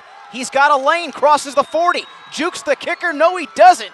And he's tackled around the 47-yard line. Coming up and making the tackle was Keola Mahoney, the kicker. He brings him down by one arm. Yeah, that was an exciting play by Latu. You almost thought he might take that to the house and just juke the kicker quite easily, but you saw the athleticism of the 285-pound Mahoney make the tackle and take him down. But guess what? It looks like there's a penalty flag on the field, Sean. Yeah, there's a flag on the play. The ball is now being pushed back. It's a holding penalty committed against San Mateo. So they would have had phenomenal field position at their own 46-yard line. Instead, now that ball will come back to the San Mateo 22. The Bearcats have been snake bitten with penalties tonight.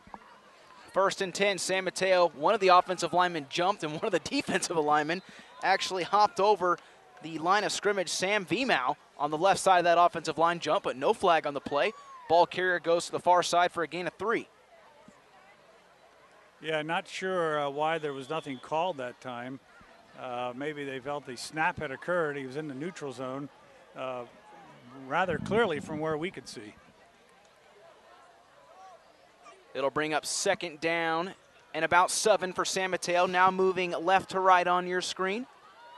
Sanf directly under center, passes the ball to Campbell, near side. Campbell tackled right away. And coming up and making a very nice stick right there was Matt Scardino. Brings up 3rd down. Yeah, Scardino made the nice tackle. Sanft found Campbell in man coverage. He's playing off him. It was a nice gain on the play, but just not enough running room here for Campbell to get around the defender and use that speed of his. 3rd down and 4 for San Mateo with the ball, moving left to right on your screen. Offensive lineman set. Pass play goes towards the far side this time. That was intended for Campbell. Hits off both of his hands. He ran a 3-yard hitch. Drops the ball, incomplete. It brings up a disappointing 4th down for San Mateo. Yeah, I'm not sure how much room he had to go anywhere. There was a most certain collision with a defender. If he had called it, he might have seen those footsteps. And, you know, with the weather getting so cool, may have been a little bit tough to grasp the ball too, Sean. San Mateo with a dismal night on offense. 4 punts and 1 turnover on downs. Kick is away. Tommy Cook from his own 41 slips one tackler, crosses the 45, goes far side at the 50, out of bounds close to the opposing 45-yard line. Yeah, certainly the punter has not given Woodside any good field position here tonight. Their punters has been performing really well, Sean. Something to be said here for the Bearcats play. San Mateo punts it away, can't do anything on their opening offensive series of the second half. Now we'll get a chance to see Woodside. They lead this ball game 13-0. They're moving right to left on your screen. White jerseys, black helmets. Man in motion, that's Constantino. Handoff goes right side for a very short game, maybe 3 on the ground. So the Wildcats just content to run that ball. Keep that defense on the field longer than they want to be on the San Mateo side, Sean. And just a two-minute or just a 2-yard gain here in 2nd and long for Woodside. Oscar Constantino and Enzo Constantino have been the 2 main motion men for the Wildcats offense. Handoff by the tailback towards the right side, still alive. And that time it was John Bueno taking it ahead for a gain of close to 6. Yeah, so between Bueno and the quarterback and the other running back, Tommy Cook, they've sort of had their way here on offense, and in 3rd and short, they just continue to with that running play.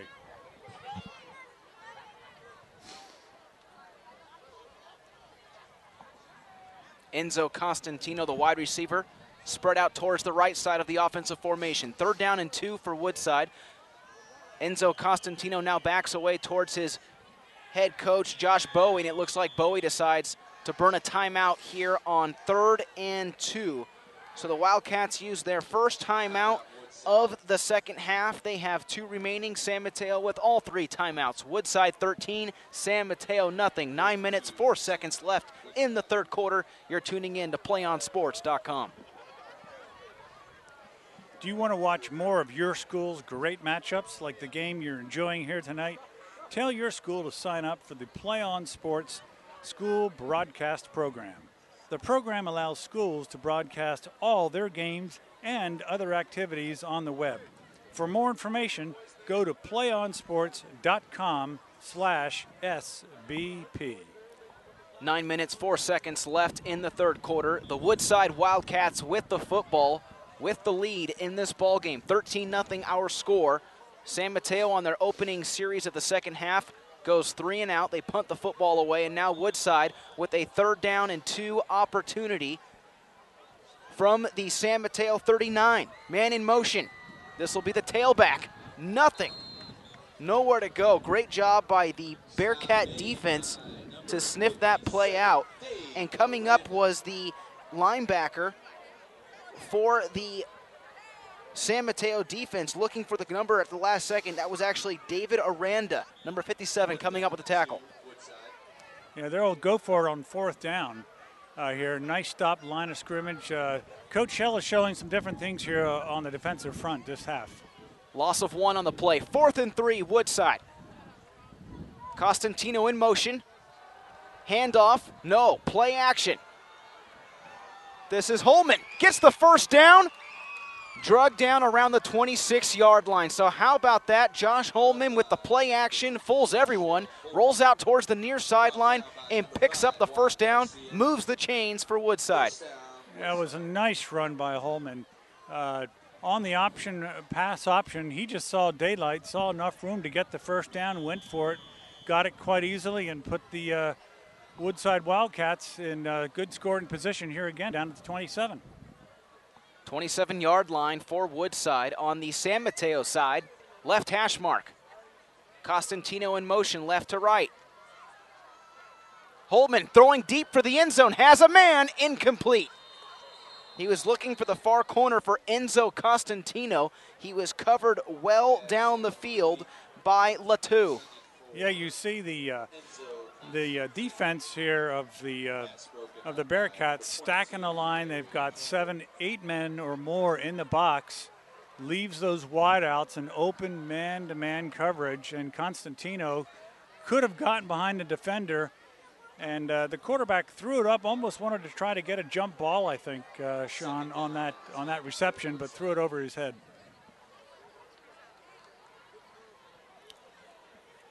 Incomplete pass on the previous play will bring up 2nd down and 10. Waiting for the officials to switch the down marker on the field. And it looks like there was actually a flag on the play, so now they're going to push the line of scrimmage back 5 yards. Penalty goes against Woodside. Brings up 1st and 15. New line of scrimmage now stands at the 33-yard line of San Mateo. Ball in between the hashes. Holman sends his man in motion right to left. Under pressure, Holman goes down. Flag on the play. Making the sack was Jason Gonzalez. And it looks like there was a holding penalty committed against Woodside. Yeah, the defender, the lineman certainly realized maybe he missed his assignment. And Gonzalez shot the gap quite easily, got to the quarterback, Holman, quite simply for the loss. So that hurt double for Woodside. They give up the sack and they commit a holding penalty. It'll be a loss of downs. So as you know, in high school football, it is from the point of infraction, and that point of infraction was already behind the line of scrimmage there, Sean. So, yes, you're right, double indemnity for them. Correction, the play will remain first down. Ball carrier goes straight ahead, and now it's even difficult to find where that ball was at. It was at the 48-yard line. The line of scrimmage a couple plays ago was at the 27. That just shows you how far back Woodside is. The first down marker is at the 17-yard line. They're at the 49. So this is what is known as second and forever for the first. We'll see what Coach Bowie comes up with. He's got to be disappointed in some of the penalties, sloppy play here early in this half. Second down and long. Holman sends a man in motion left to right. Hands it off, delayed handoff. Ball carrier gets tons of room and is finally smacked down across midfield, just shy of the 35-yard line. Yeah, there was still, Sean, an 8-man front that the defender, or the Mateo faced, but still ran that ball up the middle for 15 yards. So even with the second forever, Sean, coach not taking any chances on the front of that line, playing all those men up. David Teo, the ball carrier, picked up some nice yardage, but not nearly enough, as it's still third and about 18 for Woodside. Teo once again, and he's drugged up immediately. Woodside defenders, I beg your pardon, San Mateo defenders indicate that ball popped loose, and they're saying they recovered the football, dog pile around the 36-yard line, and they do. San Mateo comes up with the football, and holding the football in the air was Amar Kadura with the fumble recovery. So a nice break there for the Bearcats. They piled up, hit the receiver, got the ball back now, and really some nice fine field position at the 37-yard line, their own 37. We'll see if they can't get something going this time on offense. Both teams now with one turnover. Bearcats with the ball following the fumble. Sanft hands it off. This is Lateau, drugged down at the 47, a gain of 7 on the ground. So it was a nice run on the outside. Almost made it to the edge. Nice tackle by Scardino to drive him out of bounds, but this is the type of situation Coach Schiller needs here, 2nd and 5.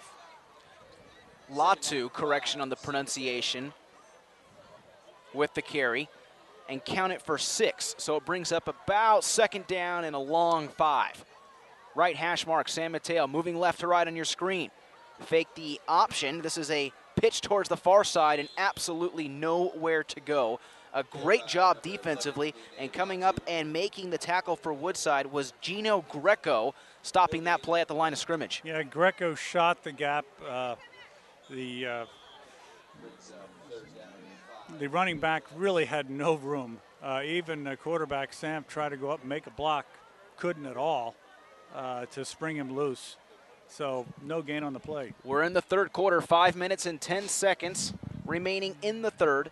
Woodside leads San Mateo 13-0. Bearcats have the football. Pass goes towards the far side of the field. That is complete to Latou, and Latou goes far sideline and gets out of bounds about 5 yards past the first down marker. So San Mateo in business here as they move the chains. Yeah, nice rollout by Latou. Nice hands out of the backfield. Had a lot of running room in front of him. The line made some nice blocks on the outside, springing him, but looks like a holding penalty called on the Bearcats. Oh, and that has been the story of the night. If you're Jeff Scheller, you are furious at this point. You've got to be upset because your team is really shooting themselves in the foot on offense. They've had so many penalties, Fred. I mean, right there they convert a key third down. And their defense comes up, strips the ball, forces a fumble, and sure enough, they stop themselves on third down. Yeah, find themselves here in 3rd and 6, Sean. It's too bad they had a bit of a nice gain there, and they did shoot themselves in the foot once again. Taylor Sanft, quarterback, drops back. Under pressure, ball pops loose. He's drilled from the backside, and that was Gino Greco once again, providing the pressure from the backside. Incomplete pass brings up 4th down. Yeah, that's why they call it the blind side for that right-handed quarterback. He actually had Shumkill out on the flat, who had some room in front of him, but he was looking downfield with 6 yards to go, not thinking maybe Shumkill would have had room for that first down. But nonetheless, incomplete pass. Fortunately, not a fumble. Latu punts that ball. Very short punt towards the far sideline. It'll roll out of bounds. Tommy Cook, the returner, he just lets it roll in front of him. And Woodside's offense will head back out onto the field. 4 minutes and 31 seconds left here in the third quarter. Woodside leads San Mateo by a score of 13-0. Both the scores, both the touchdowns came back in the second quarter for Woodside. Josh Holman and Tommy Cook with 2 rushing scores in the ball game. And that's currently where we stand. Woodside now going right to left. They have it on their own 35-yard line.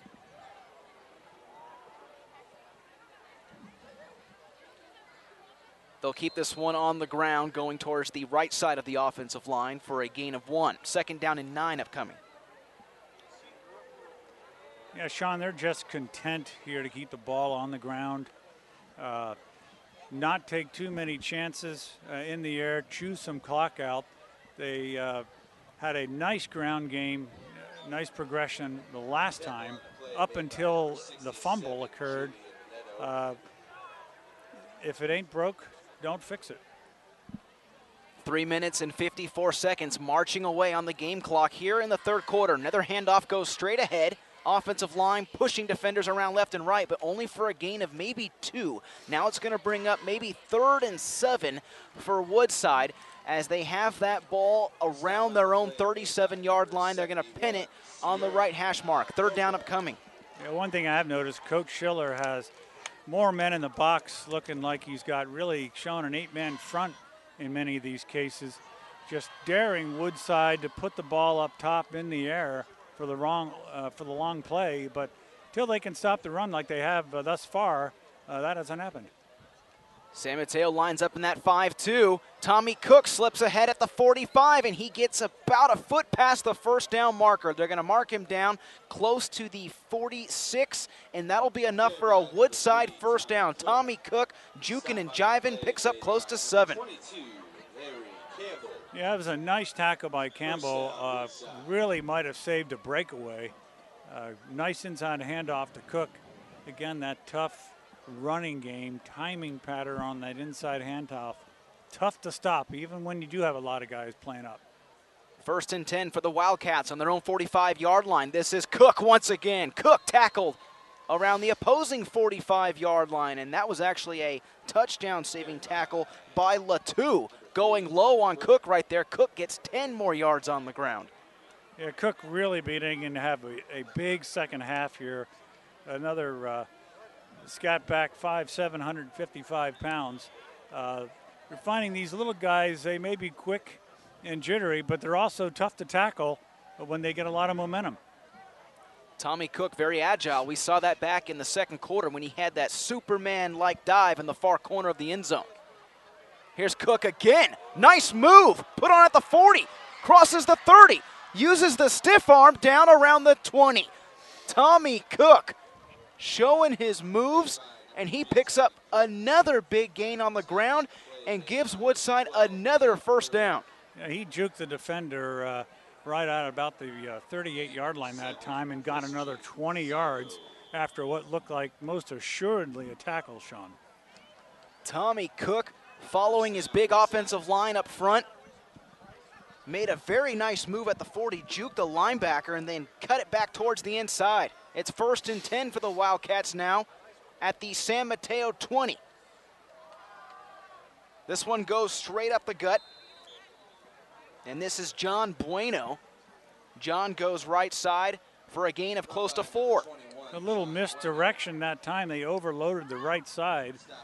Play easily. It looked like the defense could have called pitch right. Instead it dived to Bueno up the middle for a nice gain.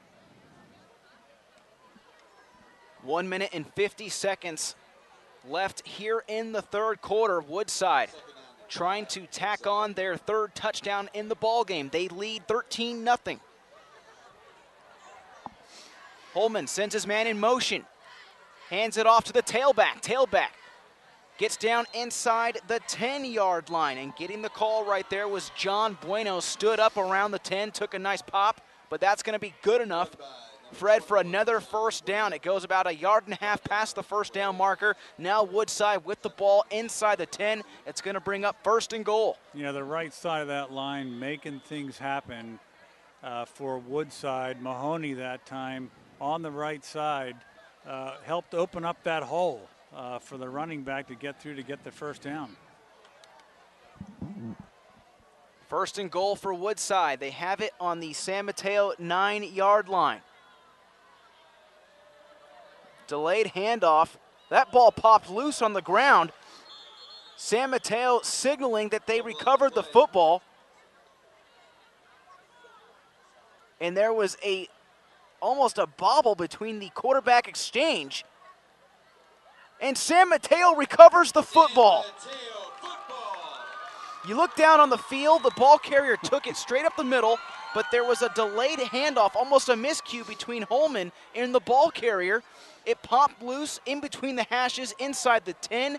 That's the last thing that you want to do for any offense, turn the ball over in a red zone scoring situation. Yeah, most definitely. And, you know, Coach Bowie was not happy with that. That happened earlier in the half here. They fumbled in San Mateo territory. Good news for the Bearcats. They get the ball back, see if they can't get something going on offense. Back-to-back fumbles for Woodside. Here's San Mateo slinging it deep. Campbell coming up with a clutch catch across the far side around the 40. So this was the long pass over top I thought could happen.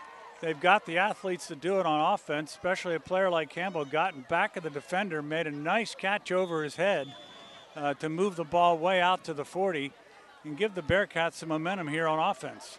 Larry Campbell, a gain of 31 yards on the reception. 1st and 10 for San Mateo, moving left to right on your screen. They have it on their own 40.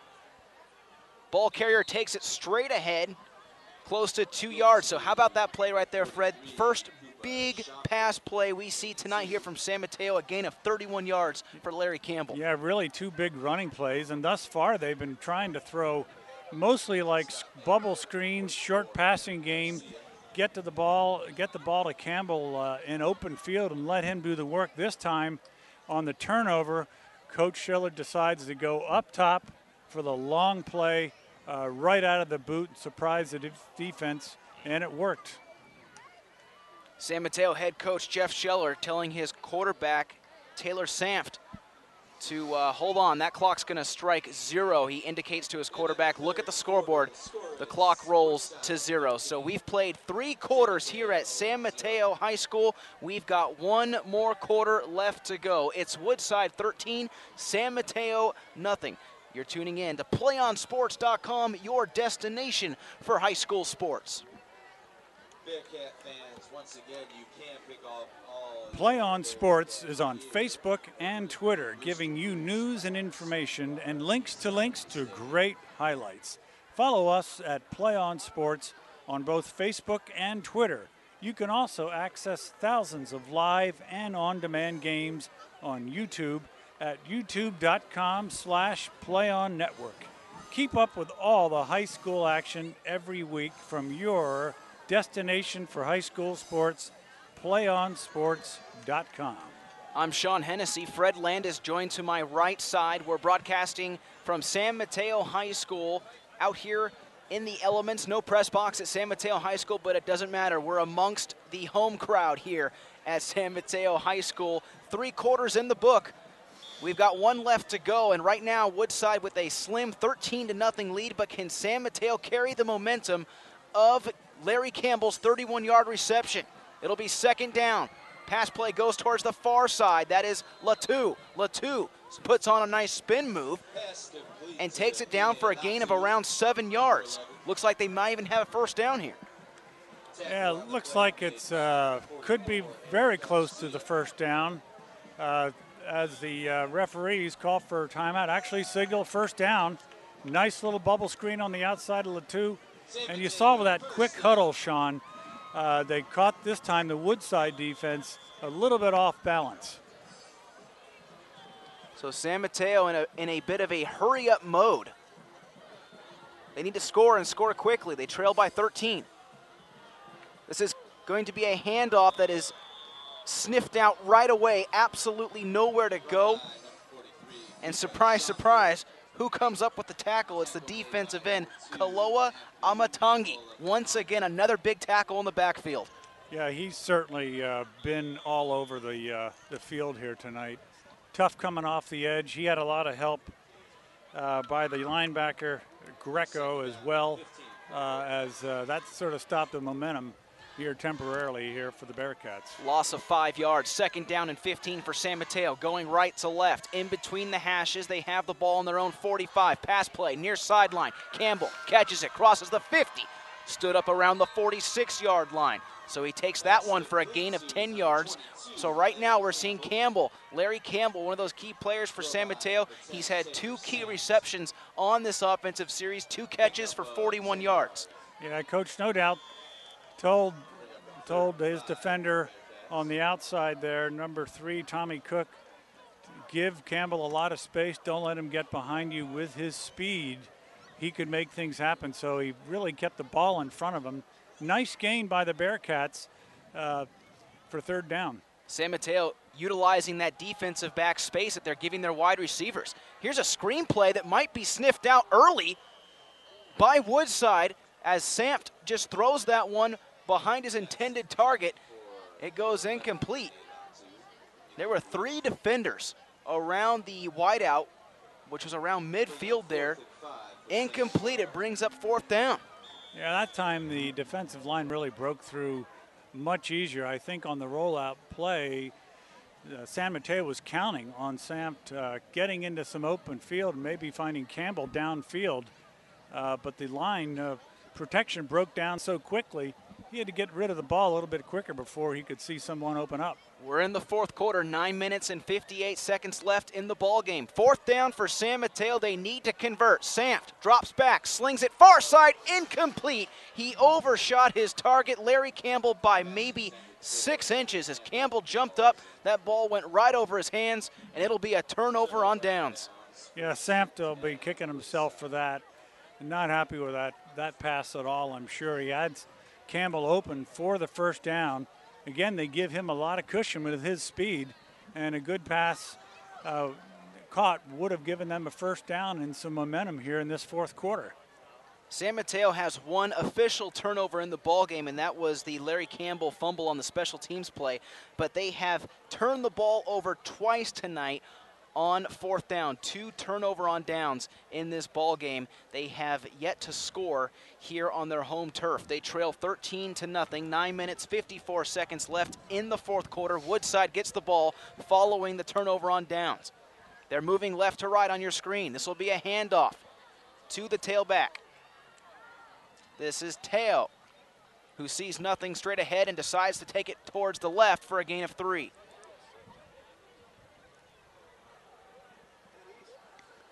At that time, good pursuit here by Jeff Schiller's defense, putting more men in the box, stopping that run to line of scrimmage any way that they can, and daring the Woodside offense to put the ball up.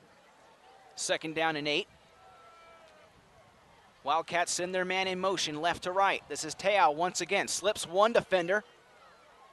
And now he's held up, and he'll fall forward around the San Mateo 45-yard line. This will be right at the 1st down marker, and the officials indicating move the chains. Good enough for a 1st down if you're Woodside. That's been the game plan coming into this game, Fred, is really to keep the momentum, keep the ball on the ground, keep the clock moving, and that's exactly what they're going to do here in the 4th quarter with that 13-0 lead. Yeah, certainly worked that time in spite of 8 men in the box there. And unfortunately, an injured player on the field here as we're watching for the Bearcats. That's the linebacker Juan Garcia for San Mateo down on the field, being assisted by the Medical department of San Mateo now. It looks like he's up on his feet, which is always a good sign as he hobbles off. Hopefully nothing too serious. San Mateo, Fred, a team already with staggering numbers for their overall team roster of 28 guys, not to mention a host of other injuries, so they can't afford to lose a starting inside linebacker. Yeah, they could ill afford many injuries here this evening, given their roster size. 1st and 10 as Woodside crosses over into Bearcat territory. Josh Holman keeps it himself, crosses the 40, still on his feet, down the far sideline, close to the 30-yard line. Picked up close to 15 yards right there. The quarterback keeps it inside, tucks the ball away, a gain of 15. Yeah, a little wonder why Coach Schiller is putting that many men on the box. Even the quarterback, Holman, when he rolls out, is as big of a threat to run that ball as he is to pass it downfield, Sean. Fresh set of downs now for Woodside as they continue to work that clock. 8 minutes and 50 seconds left in the 4th quarter. Motion man goes left to right. Holman hands it off. This is Te'o.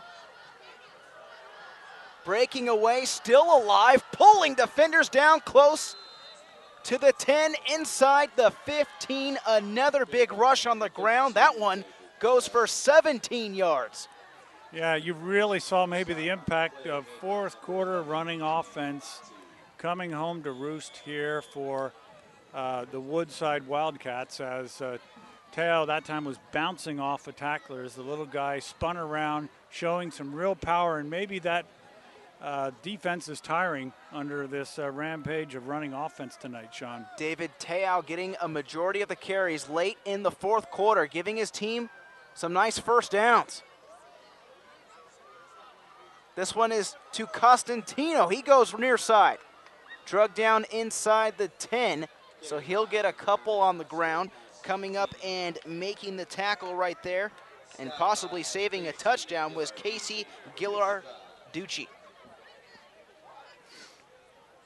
Yeah, that time you can see really Woodside's got just a number of players that can hurt you running that ball on offense.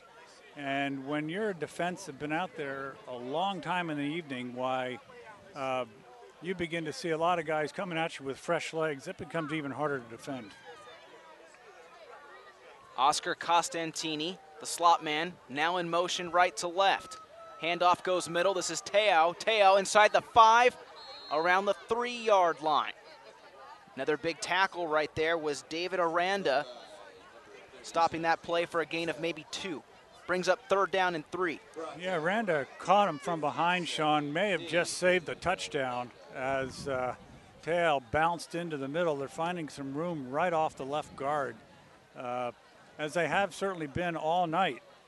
And we know they've got some real big linemen out there on Woodside's line, clearing some paths for these little scat back running backs. Wildcats have the ball on the 5-yard line, 3rd down and 2. This would seal the deal. Handoff, Te'o, bunched up straight ahead, and he's pulled backwards, nowhere to go. Defense sniffs him out. That was the defensive tackle, Melvin Brown, from the backside, pulling Te'o backwards. Now it's going to bring up 4th down. And it looks like the special teams unit may come on here. We see Tommy Cook check in, and accompanying him is Enzo Constantini. And I would be betting that they are going to go for the touchdown, the 1st down, Sean. They might as well. From this range, it's about a 22, maybe 23-yard field goal try, but the heck with that, says Woodside. First-year coach John Bowie wants to see his team convert, and why not? They're 3 for 3 on the night on 4th down. 4th down try. Tommy Cook, far side, nowhere to go. Did he get the 1st down? It's going to be close. He was tackled very close to the 1st down marker, but no. He comes up about 1.5 yards shy. Tommy Cook goes left side and gets met, but there is a flag on the play. It was a nice tackle by Campbell to no doubt save that 1st down. And the flag here looks like it's against Woodside.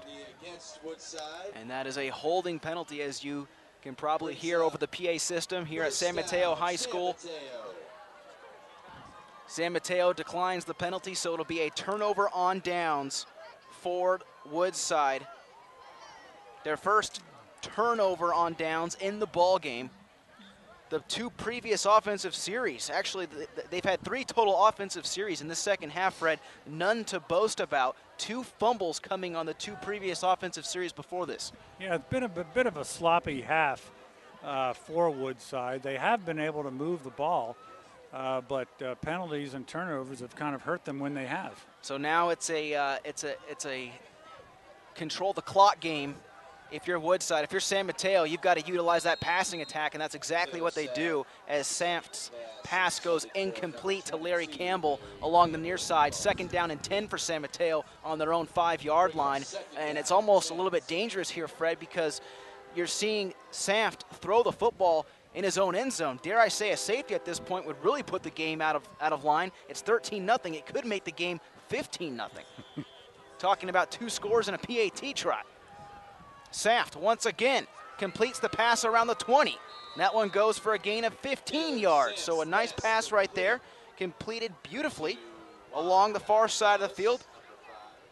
And that it looked like it was Christian Zarco who came up with the reception, and indeed it was. It was Christian Zarco, first time we've called his name here tonight. Gain of 15 through the air. Yeah, a little slow to get up, but the defense is really focused. That time the safety ran over toward Campbell, thinking he may get the pass again, and the middle of the field was open. 1st and 10 for San Mateo, going right to left. That one nearly intercepted. The defensive back read that play beautifully. That was the linebacker, Oscar Costantini, who jumped in front of Latu. Latu came back to look for the ball, and Costantini nearly had 6. Oh, yeah, Coach Schiller trying to get in his big play receivers, Latu and Campbell. That time the defender knew it. From the 20, San Mateo, Saft under pressure, and he finally gets drugged down. He really had nowhere to go as his wideouts were covered very well downfield. Kaloa Amatangi, once again, nothing officially here on the stats, folks, but he's got to have at least 2 to 3 sacks here tonight. An incredible game for the defensive end. Yeah, he's certainly been given that right tackle and left tackle trouble all night. He lines up on both sides. From the shotgun, 3rd down and 11. Saft throws far side, and the pass is dropped. That was Nate Ehrlich, the outside receiver, who ran about a 10-yard curl route. Hits him right in the hands. He drops it, brings up 4th down and 11. Fortunately, some incompletions here by the Bearcats. And on that 1st down, that pass over Campbell's head was unfortunate. It would have given them some nice field position. 4th down, Saft under pressure again, rolls out far side, chucks it deep downfield, hits his man at the 40. That pass is caught. And just when they needed it on 4th down, it's a big reception. Jason Gonzalez. Normally a name we call on the defensive side. He plays inside backer, was left all alone down the far side of the field, and he's able to get the 1st down. Yeah, the defense certainly wasn't looking for him that deep, and boy, when it's 4th down, you're deep in your own territory, you're really taking a risk. Now we're moving. If you're a San Mateo fan, it's from the gun. Campbell, deep ball. What a grab! Tips it to himself and catches it around the 21. Tommy Cook on the coverage. There was actually a double team moment right there. Enzo Costantini was there as well, but Campbell with a big grab. Yeah, that time Sant threw it up like a jump ball. I think Campbell probably went back to him in the huddle earlier and said, "You just throw it my way, my QB buddy, and I'll catch it." He sure did. Boy, right now San Mateo's passing game looking pretty good late in the 4th quarter. 1st and 10 now. They cross over into Woodside territory. That one goes incomplete. It'll bring up 2nd down and 10. San Mateo with the football. They have it around the Woodside 22-yard line. Yeah, that was intended for Ehrlich. Just giving his key players maybe a little rest on that play, but some great momentum with that long pass down to Campbell, Sean. And we'd like to remind you to stay tuned for our PlayOnSports.com postgame show, where Fred and I will select our PlayOnSports.com player of the game. It's all coming up following the game right here on PlayOnSports.com. 2nd down and 10. Samft looking for the end zone. Has his man caught. Touchdown. Near corner.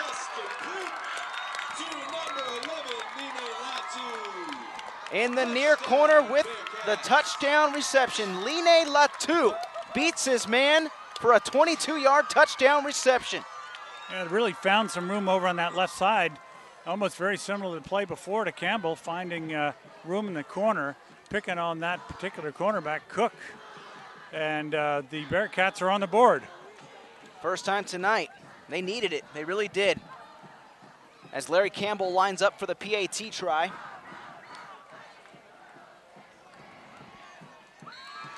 And it goes right down the middle. Campbell showing some nice foot there too, as well as his receiving skills. So Line Latu puts the Bearcats up on the board. They will not be shut out here at home. And just like that, Fred, things get a little bit interesting. There's 4 minutes and 34 seconds left in the fourth quarter. At one point, this game was 13-0. San Mateo been struggling to put some points on the board the entire night. A lot of offensive penalties, a lot of turnover on downs. All of a sudden, they switch things up. They go from the shotgun. They're able to complete a couple big passes. Larry Campbell gets a nice grab for him.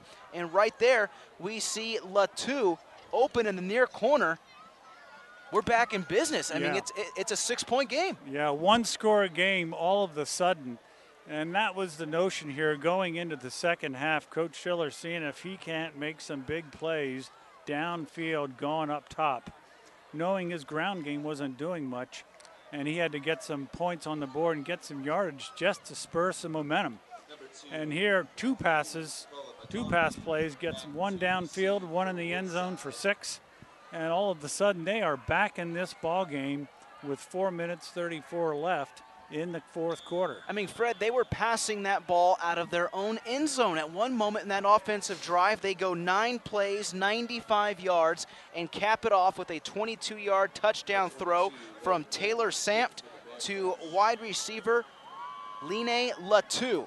22-yard strike in the end zone, and the score now stands at 13-7. Yeah, and throwing it out of your own end zone on 4th down at that, Sean. And Coach Schiller taking a risk. Yeah, and right there we actually see head coach Josh Bowie of Woodside burn his second timeout, so he has 1 timeout remaining in the ball game. Probably wants to talk to his special teams unit to check and make sure they're aware of a possible onside kick try here with 4:34 to go in the fourth quarter. Woodside's got 1 timeout left. San Mateo's got all 3. Fred, at this point in the game, do you get tricky? Do you tell your special teams, do you try to go for the onside right here with 4:34 to go? Well, I think if you're Coach Schiller, stopping that run on Woodside has been difficult here tonight. And if Woodside actually hadn't turned the ball over, they may have had another score this half. I think he certainly has to be worried about that onside kick. Coach Schiller knows he's got some momentum here finally. And an onside kick might really spur his offense on into taking that ball in the end zone for 6. Coach Schiller has to be so proud of his defense here in the second half. Woodside has had 3 offensive series. The first 2 resulted in fumbles. The last one was a turnover on downs. So a miserable second half for Woodside. And I'm almost thinking, heck, if you are San Mateo, why not try it? They do. It's a long bouncing onside kick, taken by the up man around the 32-yard line. So that ball recovered by Woodside. And, of course, it was the big man, Keola Mahoney, who is, ironically, the kicker for Woodside with the return. Yes, a tough man to bring down, no doubt, and showing he's got some good hands as well, as they had all of their good hands people up front, and that's kind of a longer onside kick. Kicking it through the coverage of the good hands people up front, Sean, and getting it to a player they wanted to get to, except Mahoney handled it quite nicely. Woodside going left to right on your screen. They have the ball on the left hash mark. They have a 6-point lead here in the fourth quarter. Handed off to the tailback, nowhere to go. San Mateo's defense stepping up once again, and here's a name, David Aranda, that we've been calling And along in on the tackle is Julian Nito, Fred, and we're seeing 57, we're seeing 67. Julian Nito, linebacking core defensive lineman, doing a great job here in the second half. Yeah, they clearly, the momentum they've seized here, and they've got a jolt of energy here in this fourth quarter. Their defense finally taking it to the Woodside Wildcats. 1 yard loss in that previous play. Play action, Holman looking downfield, keeps it himself, crosses the 40 at the 45, around the 50, still in bounds. It looked like he stepped out, he was tight roping the near sideline, and finally goes out of bounds around the 45, the opposing 45. What a gain. You took the words right out of my mouth with the tightrope there, Sean. He tiptoed down that sideline and managed to go back upfield for another 5 yards. 3 minutes and 38 seconds remaining here in the fourth quarter. Woodside just trying to keep the ball on the ground, work the clock, and come out of here with their first victory of the season. Fresh set of downs now, 1st and 10 for the Wildcats. They cross over into San Mateo territory on the 45-yard line. Man in motion, that's Tommy Cook. Cook will go far sideline, has some nice blocking. Flag thrown at the 45 as Cook is pinned up inside the 44. So a flag thrown deep from the defensive secondary. And this should be interesting to see where this one comes up. But going back to that play by the quarterback, Josh Holman, I mean, he was just tight roping that near sideline, using both of his toes to stay along the green. Yeah, and staying in bounds and keeping that clock running was so very crucial. And Coach Josh Bowie knows he's got a quarterback who's really most dangerous on a rollout when he's on that run, because he can easily take that ball upfield or throw it. In this case, most of the time, he's been taking it by himself. Holding penalty committed against Woodside. That'll knock them back to their own 45-yard line, a 10-yard penalty.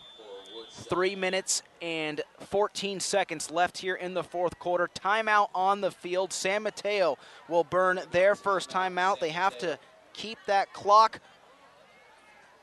nice and tight. They're definitely looking at it. You figure they burn one right now, so they have 2 timeouts remaining here in the fourth quarter. And the game has really shifted here at San Mateo High School.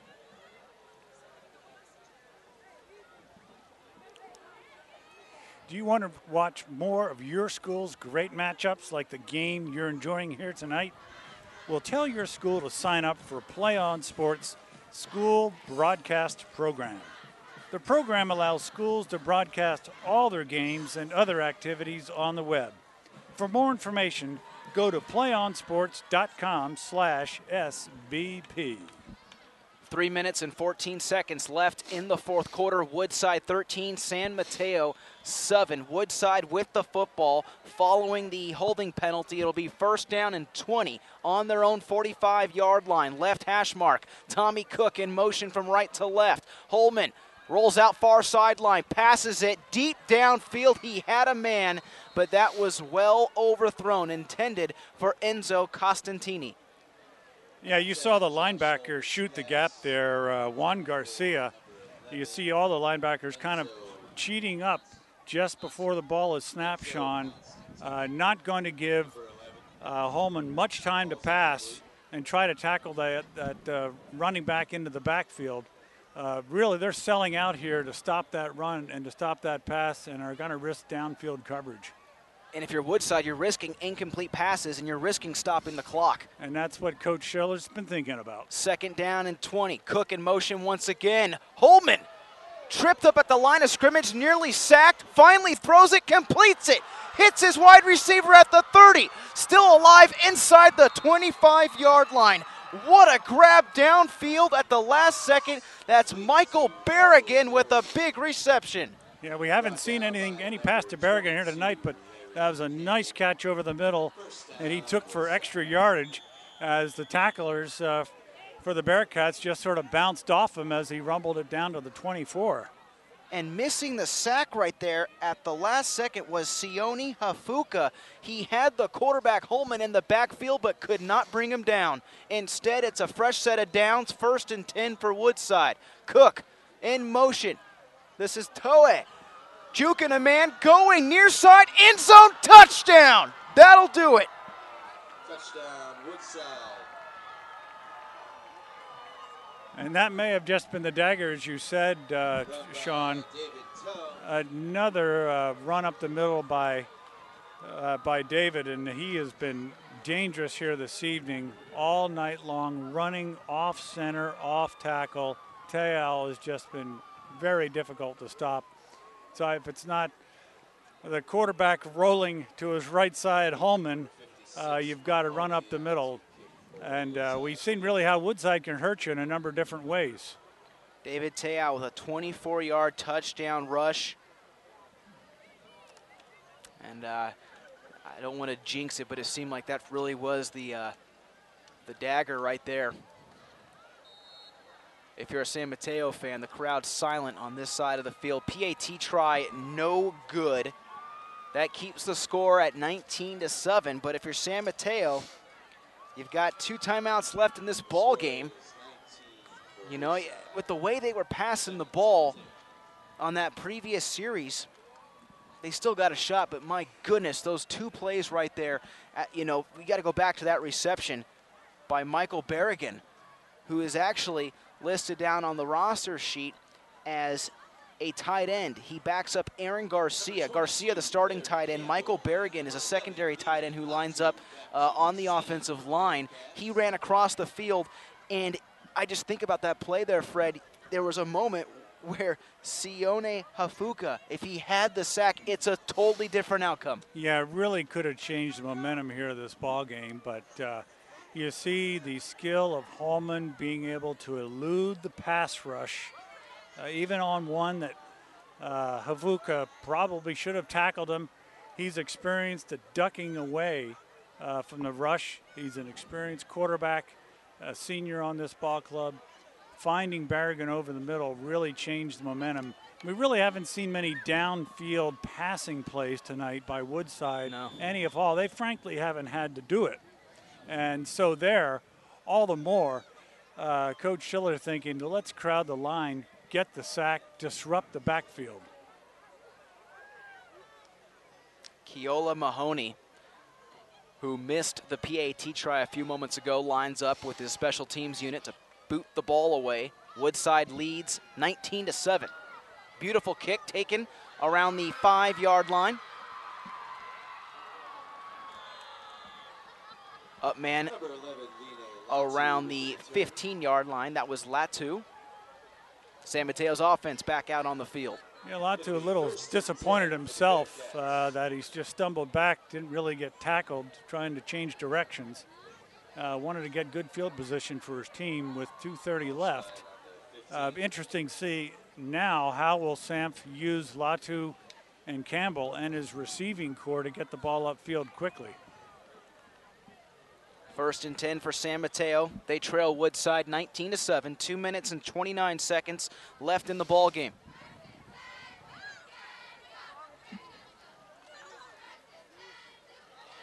And how about this, Fred? 4 wide receivers out on the field for San Mateo going from the shotgun. Samft looking near side for Campbell. Incomplete as Campbell dives back towards the football. Could not bring it in, brings up 2nd down and 10. Yeah, he's thrown a few over Campbell's head earlier, and I guess he really over-adjusted that time. And you can see the defenders giving Campbell in particular a lot of cushion, not wanting to let the ball or that receiver by him with someone at his speed. 2 wideouts to each side. 2nd down for Samft. Now he's flushed out near side, and he's got a defender on the back of his jersey. Switches sides, rolls down inside the 5, and he finally is sacked. 2 flags come in, but he's sacked inside the 5. Kaloa Amatangi. Yeah. Another sack in this ball game. Yeah, he got out of the grasp of the right end defender, but Kolomatangi was out there on the strong side, and looks like a face mask penalty on Woodside, but you really see the strength and agility and speed of Kolomatangi to make that tackle. Now the question is that flag in the 5-yard variety, or was it intentional? If it was intentional, that'll be huge for San Mateo. It'll give him 15 yards down the field. It'll give him a fresh set of downs. It was unintentional. It was the 5-yard variety face mask, so it will remain 2nd down and 5 for the Bearcats. They have it around their own 20. Samft throwing middle of the field. Dangerous pass right there, as he had a safety closing in. That was Enzo Costantini, who nearly had a shot at the interception. Third down upcoming. Yeah, it looked like he had a better beat, a better chance at the ball than the receiver certainly did. And Samft there saw footsteps. That pass rush now really becoming a disruptor by Woodside. Third down and 5. Samft looking for the near sideline, has Campbell. Campbell cannot bring it in. Stretches that left hand out but cannot bring it in. Costantini providing the coverage. And that time you had the young man that caught the pass over the middle, Berrigan, bearing down on Samft as he had to get rid of that ball maybe just a little earlier than he had intended and threw it over Jason Campbell's head.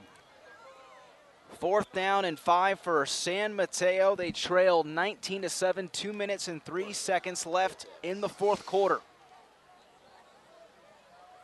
They have the ball on their own 20-yard line, going right to left. Right hash mark, shotgun formation, tailback to the left pocket of Samft. Samft looking near side, hits his man, that's Campbell at the 31, falls forward at the 35-yard line. So a big reception right there on fourth down, moves the chains for San Mateo.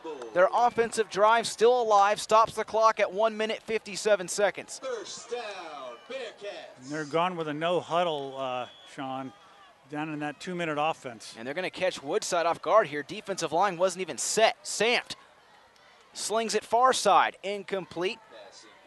Intended target down across the far side of the field was Zarco. Second down. And now late here in the fourth quarter, 1 minute 49 seconds, we're seeing Coach Jeff Scheller utilize a different offensive scheme here. Normally a pro-style split back set has been thrown out the window at this point in the game. You got to see what your passing game is made of. They're coming out in 4 wide receiver sets. Yeah, he's really had to come out in the gun. That pass rush has been disruptive, and he knows he's got to get the vertical passing game going if they're going to score. San Mateo from their own 35-yard line. Second down, Samft looking deep down the field for Campbell. And he can't bring it in. Tommy Cook was the defensive back, but Campbell cannot bring the ball in. Brings up third down and 10. Yeah, Campbell disappointed himself on that one. Samft really put the ball there. It was a bit of sideline comeback route. Almost like a back shoulder throw. Exactly so, and he certainly had the timing down. He just lost his concentration, dropped the ball. Third down and 10, 1 minute and 43 seconds left in the fourth quarter. Samft looks right, looks left, nothing. Under pressure, goes down. A huge sack for the defense.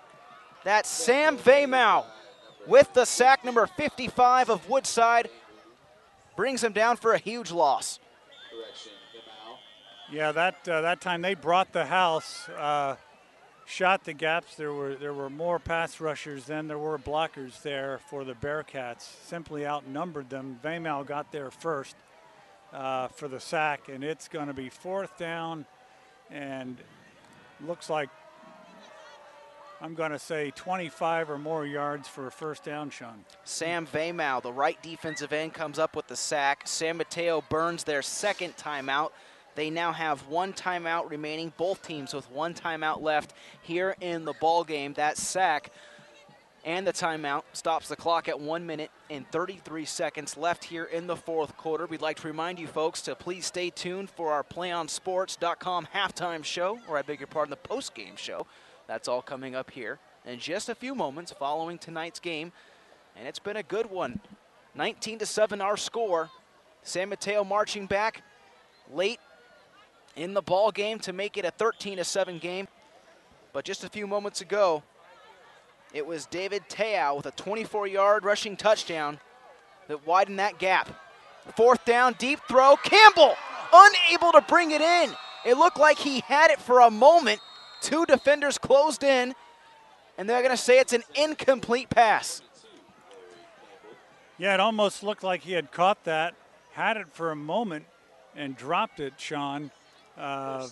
that's why the other defenders were going for the fumble recovery, and really looked like that would have been a first down here for the Bearcats, giving them some momentum here on offense. Unfortunately, they've got to turn the ball back to the Woodside Warriors, or Woodside Wildcats.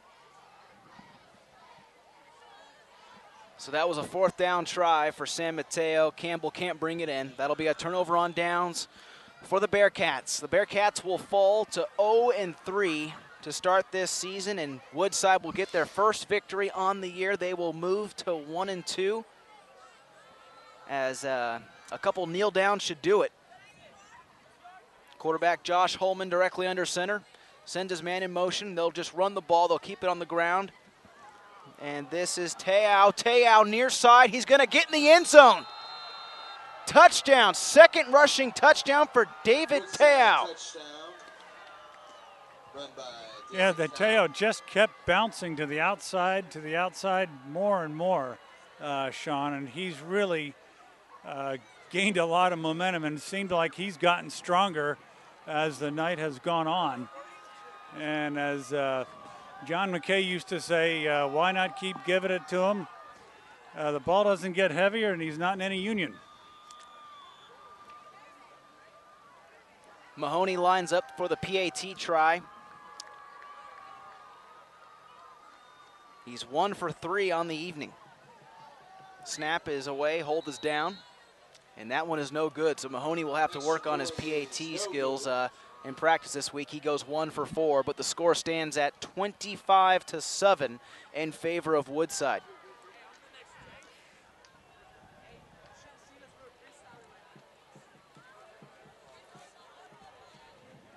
PlayOn Sports is on Facebook and Twitter, giving you news and information and links to great highlights. Follow us at PlayOn Sports on both Facebook and Twitter. You can also access thousands of live and on-demand games on YouTube at youtube.com/PlayOnNetwork. Keep up with all the high school sports action every week from your destination for high school sports, PlayOnSports.com.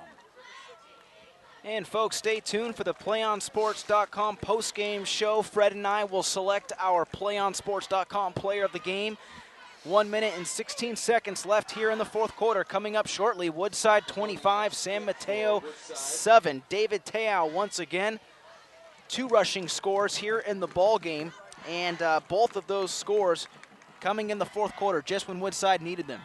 Yeah, they sure did, and that's just about the time of that defense for the Bearcats was wearing down, and a player like Te'ao, who's just is like the ever-ready bunny, just keeps going, just keeps getting stronger, was the guy that was able to put those final 2 scores in.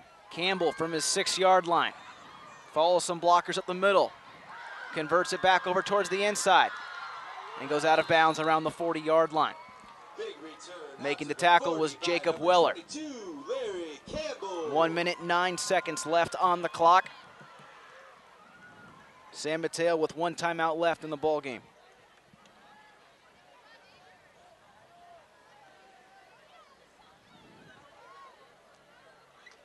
Fred, if you're San Mateo, the score is going to stand. Unfortunately, they're going to come out here with a loss. They move to 0-3. If you're San Mateo and if you're Coach Scheller, what do you take away from this game?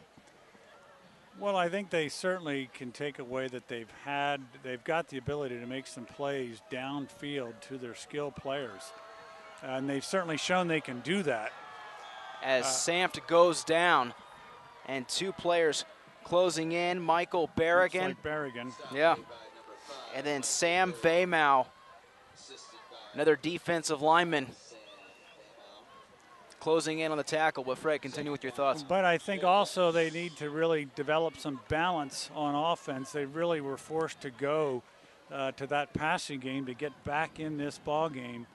A little more balance on offense, running the ball a little bit more effectively, and really preventing those pass rushers from pinning their ears back and teeing off on the quarterback, making it a lot tougher for Samft here this half when you're down 2 scores to get the ball into those playmakers' hands when the defense knows what you're going to do. San Mateo burns their last timeout of the ball game. They now have no timeouts remaining.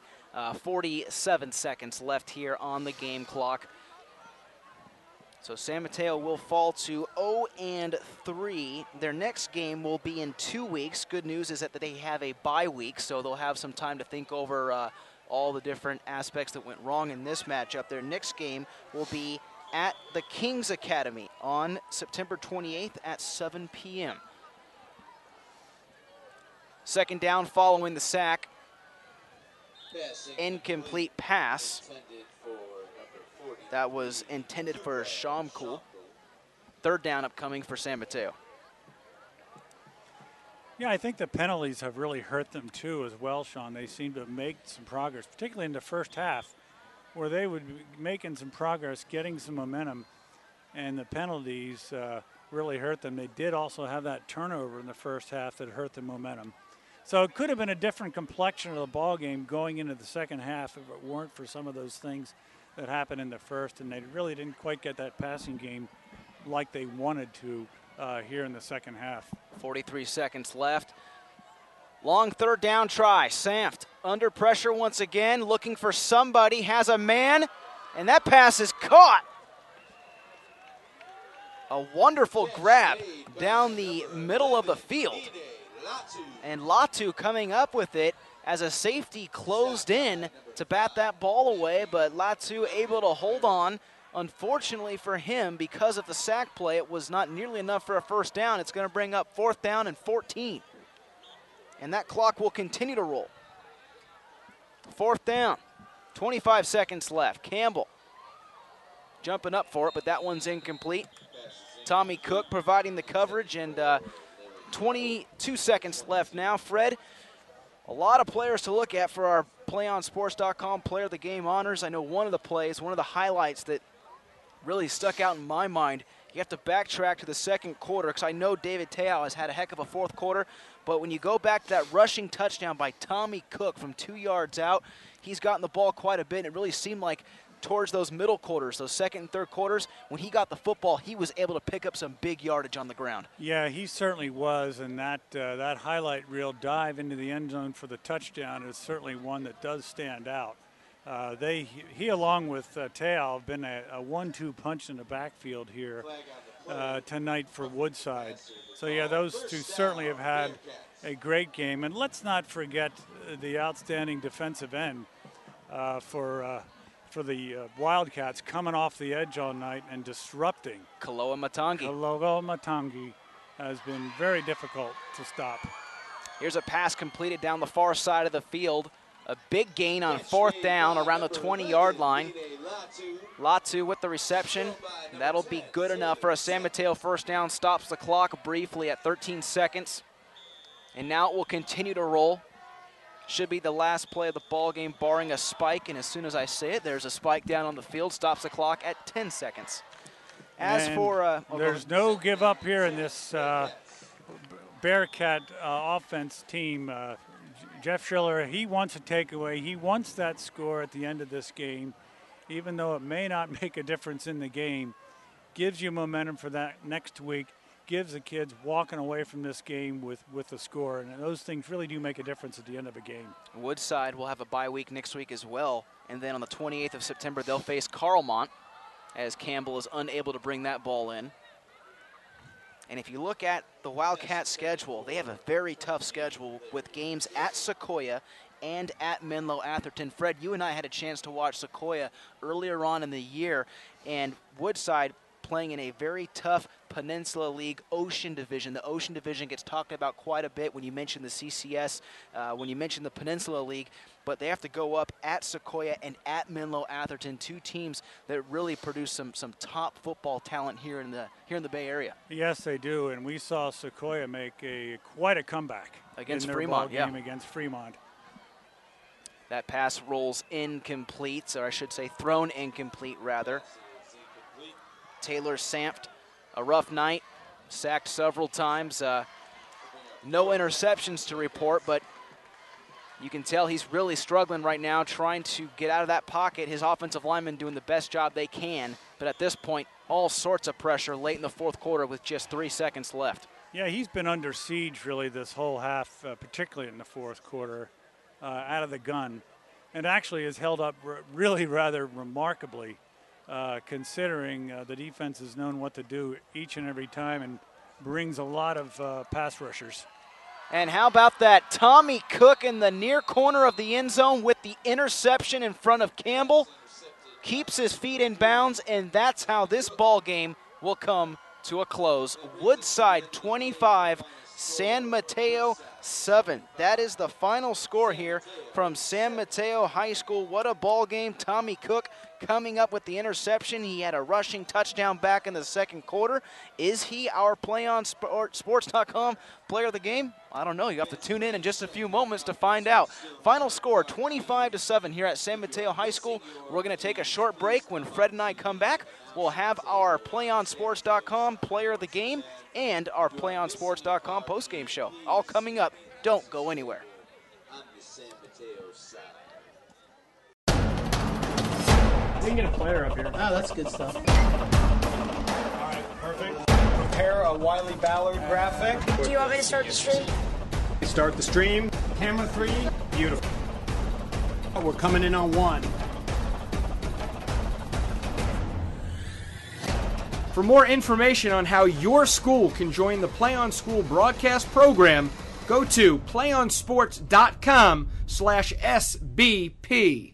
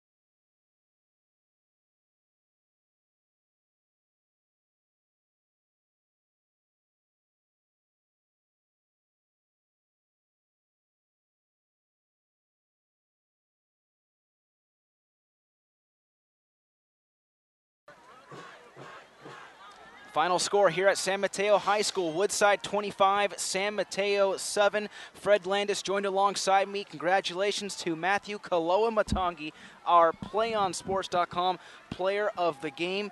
Decided to go with the defensive guy. I know Tommy Cook had one heck of a game on offense with that big Superman dive in the end zone, had a pick, but Kaloa-Matangi set the tone. He had at least 4 sacks in the ball game, led that defense here tonight. Yeah, he really set the tone. He was in that backfield all night long in Sam's face.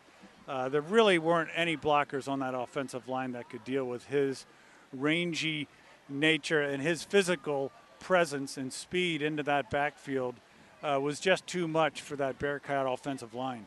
Well, Fred, I know you've got to get down on the field. You've got to grab our player of the game. So, folks, stick around. When we come back, we'll have Matthew Kaloa-Matangi up here with me, and we'll have our player of the game interview coming up right after that, our post-game show, right here on PlayOnSports.com, your destination for high school sports. Please stay tuned.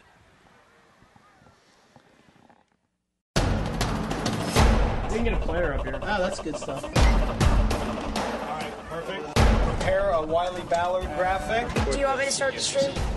Start the stream. Camera 3. Beautiful.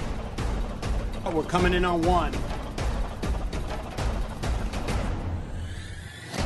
For more information on how your school can join the Play On School broadcast program, go to playonsports.com/SBP.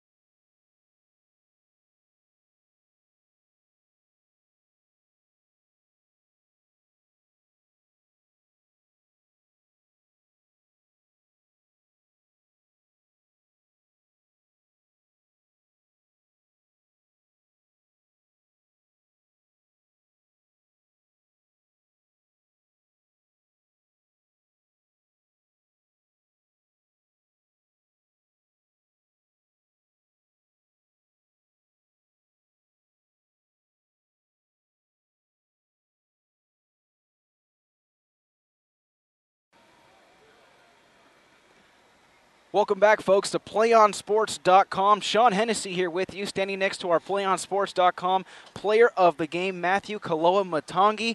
25-7, our final score here at San Mateo High School. The Woodside Wildcats defeat the San Mateo Bearcats.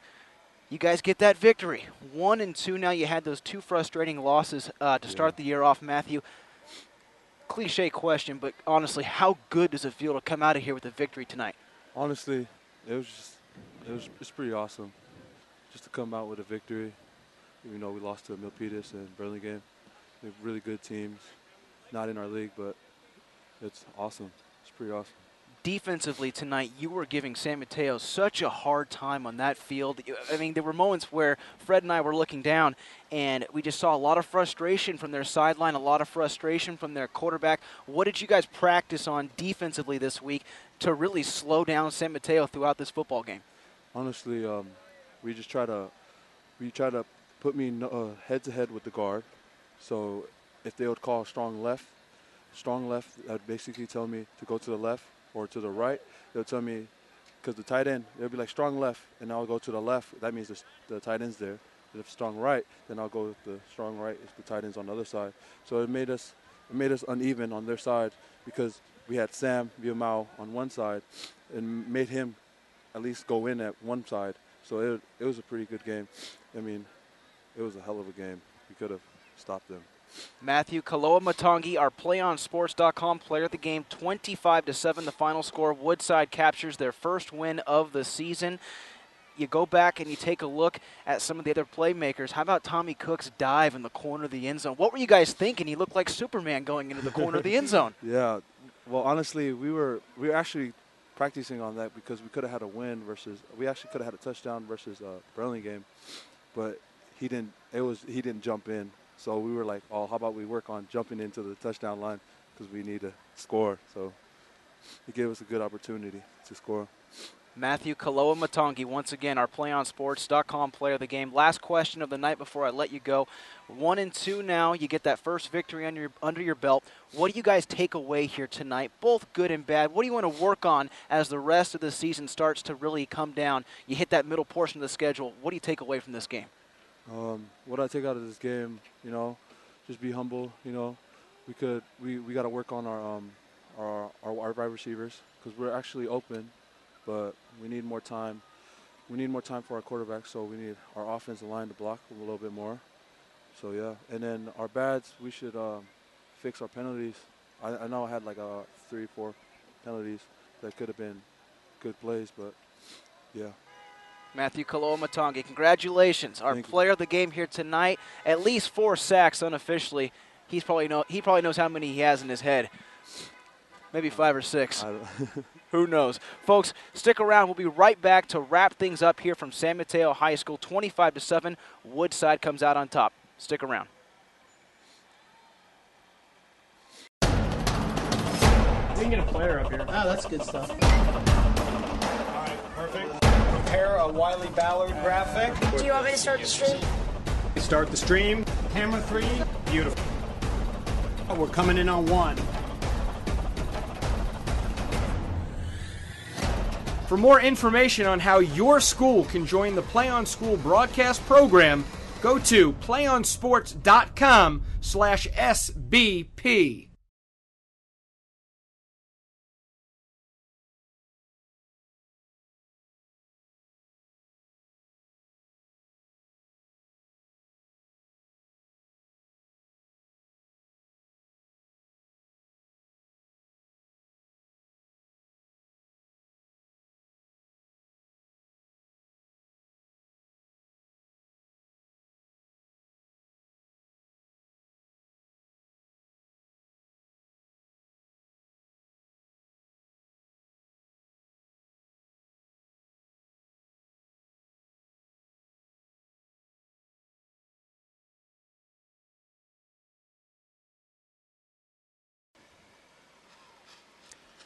Fred Landis joined alongside me once again. Sean Hennessy here with you. Final score at San Mateo High School, 25-7. Woodside defeats San Mateo. Woodside captures their first victory on the season, Fred. Matthew Kaloa-Matangi up here a minute ago. he was the stud on defense. That kid had at least 4 sacks tonight, heck, maybe 5 or 6. He took away some good points in this game. One of the key questions I asked him, what do you take away from a matchup like this? You won 25-7. One of the things he mentioned, penalties. He realized his team did commit a few penalties here and there, but it was a solid victory, and what a way to head into a bye week, getting your first win of the season. Yeah, it sure was. Coach Bowie wanted to work on a few of those things, get back to some basics, be more disciplined, stop the run on defense. So they did a lot of those things they intended to do. They did have some penalties on offense, set back the momentum a little bit more than they wanted to, but certainly their defense was just tenacious with Mateo and Cola doing a great job of just rushing the passer and being disruptive all evening. And Taylor Samft of San Mateo had such a hard time just really trying to get the offense going, and it seemed like once they switched that shotgun formation, they had 4 wide receivers out there, it started to look a little bit better. If you're San Mateo, do you think that head coach Scheller tries to utilize that a little bit more in 2 weeks when they get ready for their Week 4 matchup? Yeah, I do. I think he goes to that sooner this time. He realizes he's got some really good skill wide receivers, and Samft can get the ball into their hands. It'll be a big advantage to utilize that a little bit more. But they're a run-pass team, and I think maybe if they can kind of reverse, maybe go a little more pass-run, they can open up and get some scoring a lot earlier. I'd like to thank my videographer, Joey Colbert, my producer, Kevin Smith, my analyst, Fred Landis. I'm Sean Hennessy. Final score, Woodside 25, San Mateo 7. That's going to do it for things here at San Mateo High School, but tune in next week. PlayOnSports.com. We're always your destination for high school sports. Have a great evening, everybody. Good night.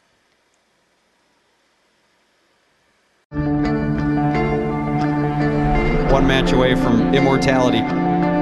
This is a total team effort.